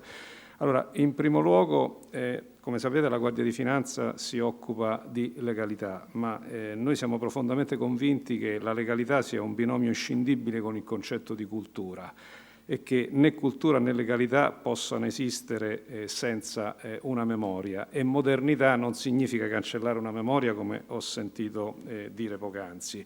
Anche noi come istituzione abbiamo una nostra memoria, il prossimo anno peraltro faremo 250 anni dalla fondazione, ma siamo parte anche di un contesto territoriale e sociale che ha una memoria e di cui noi siamo parte integrante. 3 rapidissime considerazioni. La prima, il valore della memoria. Ho ascoltato con molto interesse, anche così con un po' di preoccupazione, la testimonianza del dottor Barizza sulla nostra incapacità di tutelare fino in fondo quella che è la nostra principale ricchezza. Abbiamo visto come in Olanda ciò che è antico, anche se la città si espande, anche se le mura vengono abbattute, comunque non è un ostacolo, cioè si percepisce che anche ciò che è rimasto sottoterra, se riportato alla luce, dà valore, e c'è una grandissima risposta della cittadinanza. E tutto questo ha anche un valore economico, perché fare cultura non significa sprecare denaro. Questa è la prima considerazione. Se tu rispetti la memoria ti arricchisce e ti ricorda chi sei.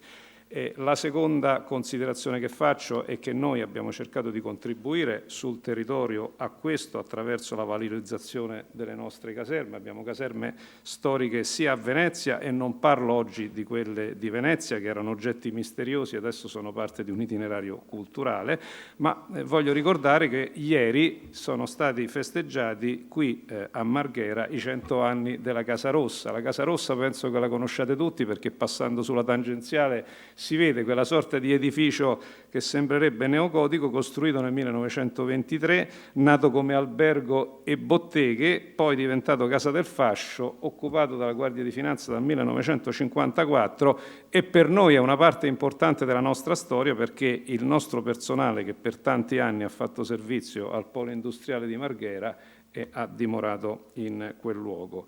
La terza considerazione che faccio è a proposito delle opere fortificate. Noi abbiamo costituito come Guardia di Finanza, assieme alla Fondazione di Forte Marghera, la rete nazionale dei siti fortificati, e le opere militari hanno avuto il pregio di essere stata una memoria conservata fino a quando sono rimanute in mano militare, perché non sono state abbattute proprio in virtù della loro funzione. Le grandi città italiane non hanno più le loro mura per ragioni che sappiamo, Roma ce l'ha ancora, voglio ricordare, ma nessuno lo sa, che le mura romane si sono conservate perché gli è stata conferita una funzione ancora militare fino alla Seconda Guerra Mondiale, altrimenti avrebbero fatto la fine forse delle mura di Torino. Qui a Mestre noi abbiamo un patrimonio importante che è il Forte Marghera. Al Forte Marghera è legata la memoria della città.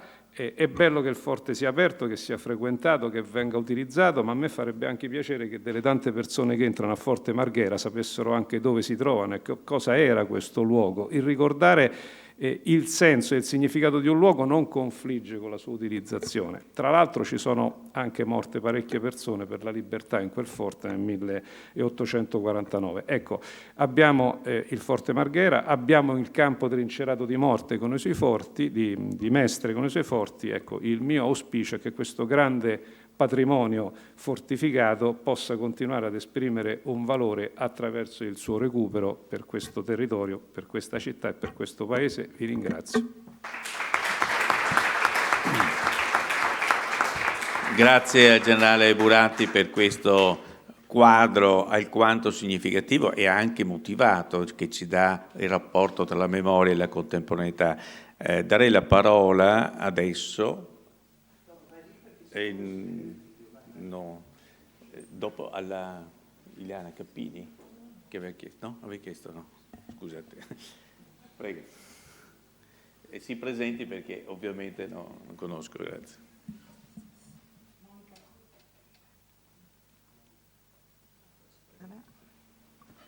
Monica Coin, cittadina di Mestre. Abbiamo fatto le guide ieri dei 2 castelli. Il primo castello, siamo andati nella prima tappa del Castelvecchio e abbiamo dovuto usare l'immaginazione, perché non c'è molto da vedere nella zona del Castelvecchio, però ci sono degli elementi che possono ancora testimoniare, diciamo, il passato.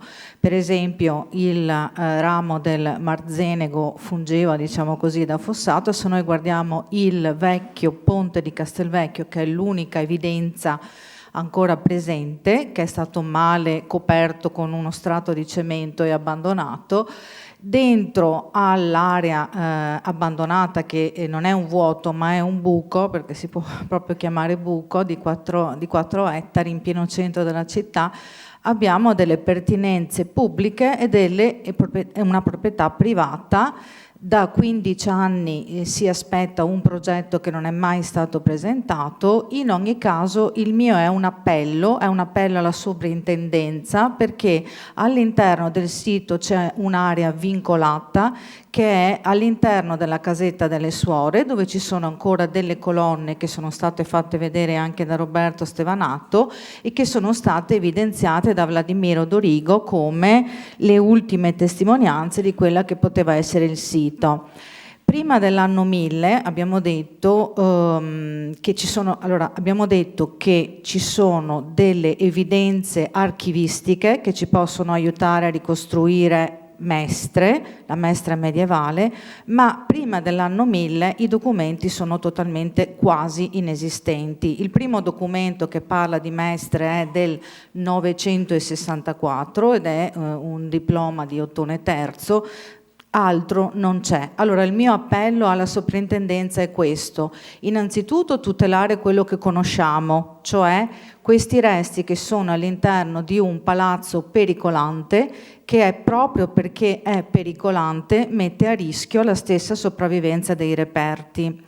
Secondo, c'è una competenza anche pubblica, tra cui anche i giardini di Berna, a proposito dell'Istituto Berna, che Berna, che è stato 3 volte sindaco di Mestre, ha lasciato alla città, e questi giardini sono ancora intatti e sono però esclusi alla città. Dentro questi giardini ci potrebbe essere quella che è l'area meno compromessa dalle fondazioni dell'ospedale, e potrebbero esserci delle evidenze archeologiche, e queste evidenze archeologiche sarebbero quelle che forse potrebbero aiutarci a ricostruire quella che è la storia del Castelvecchio. Quindi il mio appello alla soprintendenza, tra l'altro noi come gruppo di cittadini abbiamo parlato con il precedente funzionario evidenziandogli questa necessità, è proprio quella di tenere attenzionati gli eventuali scavi dei progetti delle nuove costruzioni, per cercare di salvaguardare quella che è la memoria storica,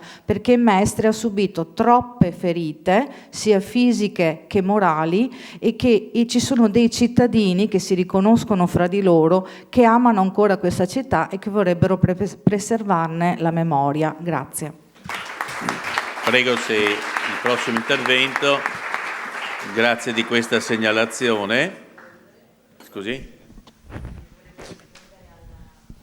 Certamente vi pregherei, diciamo, ormai vista l'ora, di avere un'estrema sintesi, ed è comprensibile che siamo in fase di conclusione. Grazie. Faccio una brevissima presentazione, perché Fiorenzo non lo può conoscere, del dottor Stefano Sorteni, archivista, conservatore dell'archivio storico dell'antica scuola dei Battuti, la persona che ci ha dato una mano insieme anche col professor Paffaccio, il professor Stefanato, e tutte le persone che poi chiedo brevemente a Fiorenzo di ringraziare, un brevissimo elenco nella costruzione di questa 2 giorni, e l'autore ha avuto l'idea di questa famosa mappa muta di Mestre, che era già stata utilizzata in altre occasioni e ci ha consentito, con una rielaborazione, di usarla anche durante la nostra manifestazione, che ha aumentato l'interattività della fruizione della visita da parte dei cittadini.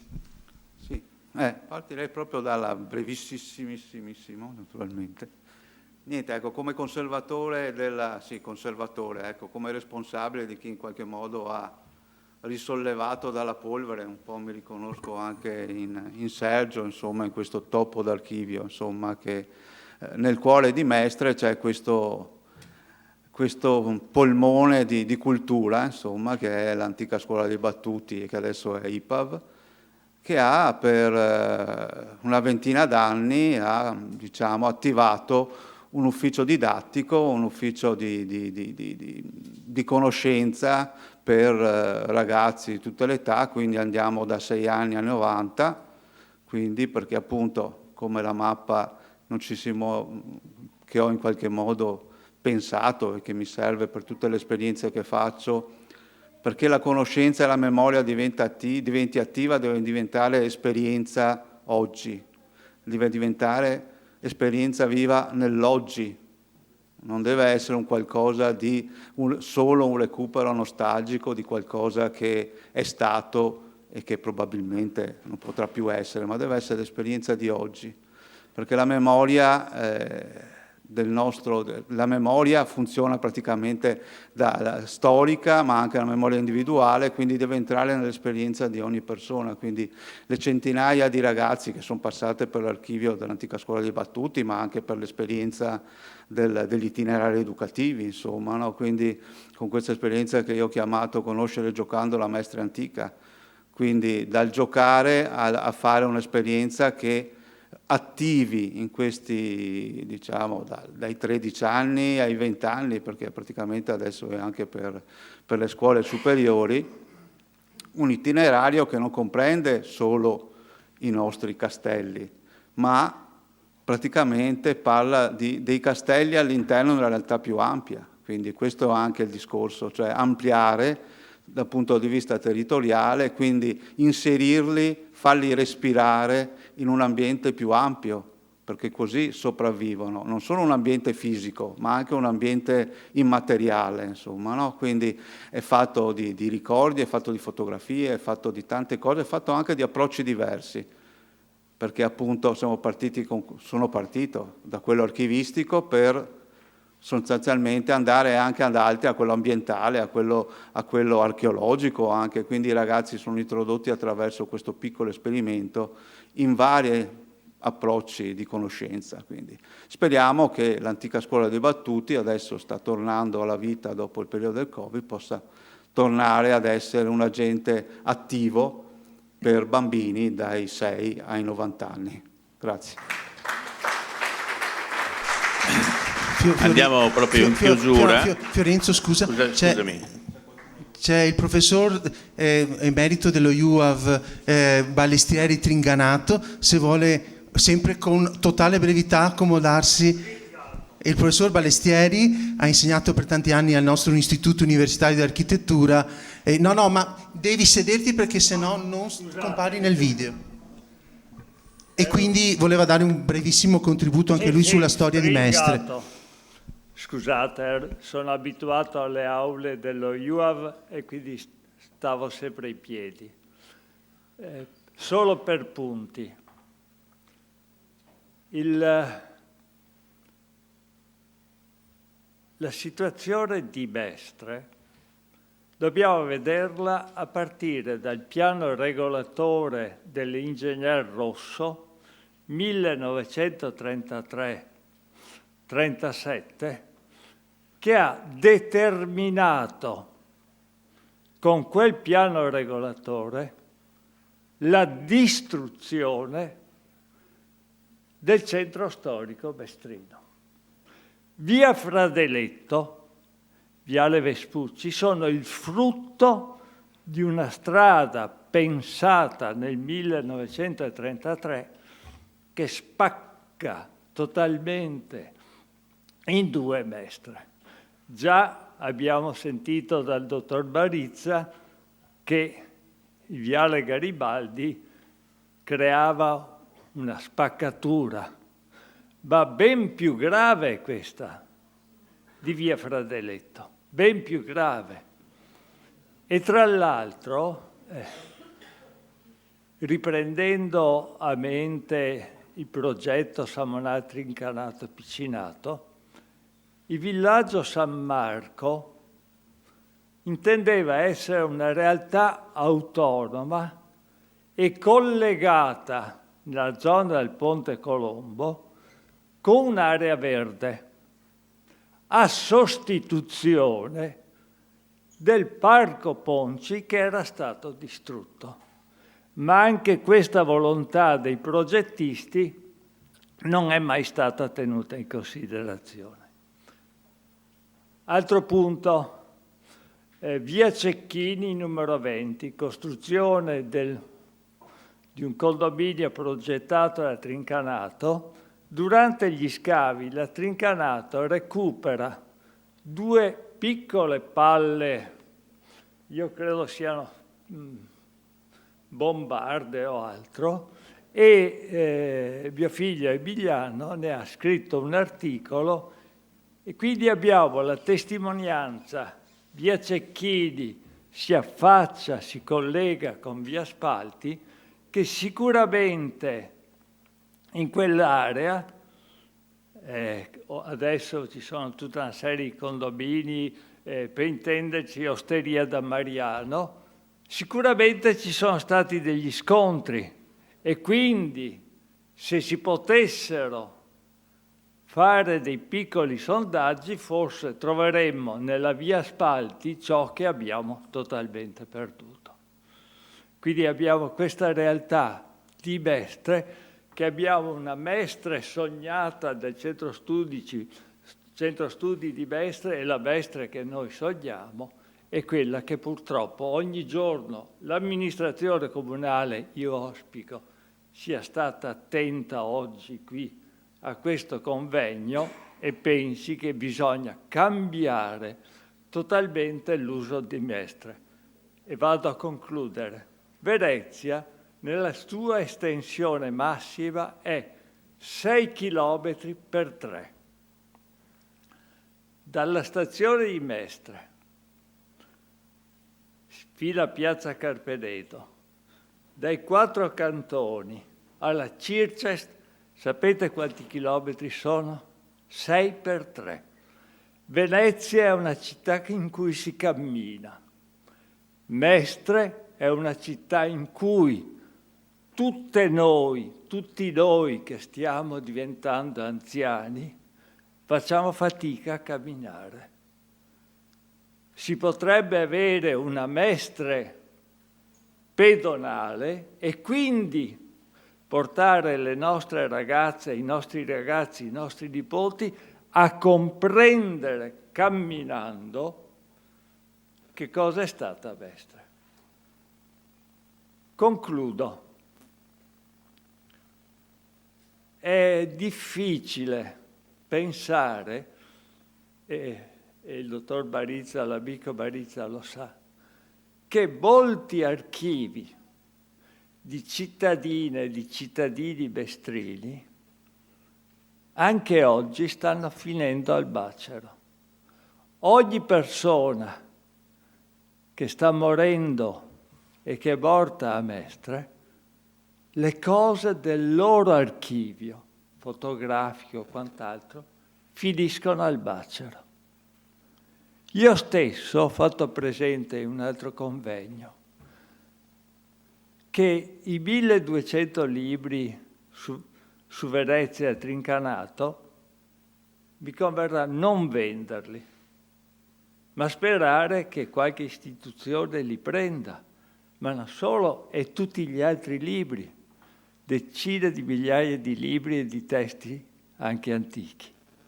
Quindi abbiamo nelle nostre case di molti di noi, degli archivi che dovrebbero essere in qualche modo trovare un riferimento nella soprintendenza, nel centro studi mestrici, nella Proloco, per dire queste sono cose che abbiamo in casa. Grazie a tutte voi. Grazie. Andiamo in conclusione con queste due sollecitazioni fatte dal professore sulla lettura, diciamo, della Mestre contemporanea e ancora i segni che sono importanti per la sua, diciamo, rilettura e vivibilità, e l'altro sul tema dell'archivio, che è un tema estremamente significativo perché anche noi siamo in difficoltà a avere delle donazioni di interi, diciamo, archivi o comunque aspetti bibliotecari perché non c'è più spazio, né le istituzioni, chiedendo, accettano queste donazioni. Quindi è un mondo che si riferisce a una lettura dimensionale che è quella digitale, ma che non ha più la comprensione che esiste ancora una dimensione materiale fondamentale che andrà ad essere perduta. Quindi un appello importante. Un ringraziamento quindi a tutti voi, a tutti i relatori e a quant'altri che hanno partecipato, e vorrei, diciamo, in conclusione ricordare Francesca Gottardi e Marco Merello dell'Istituto che hanno coordinato questo tipo di iniziative, Stefano Sorteni, Carlo Cappellari, Elsa Voltan, Vittorio Resto, Pierluigi Rizzato, Monica Coin, Daniela Giadresco e Francesco Brunello che hanno collaborato a queste iniziative. Grazie a voi, a tutti quelli che hanno promosso questa iniziativa e speriamo di aver lasciato un segno, una suggestione, una speranza. Grazie.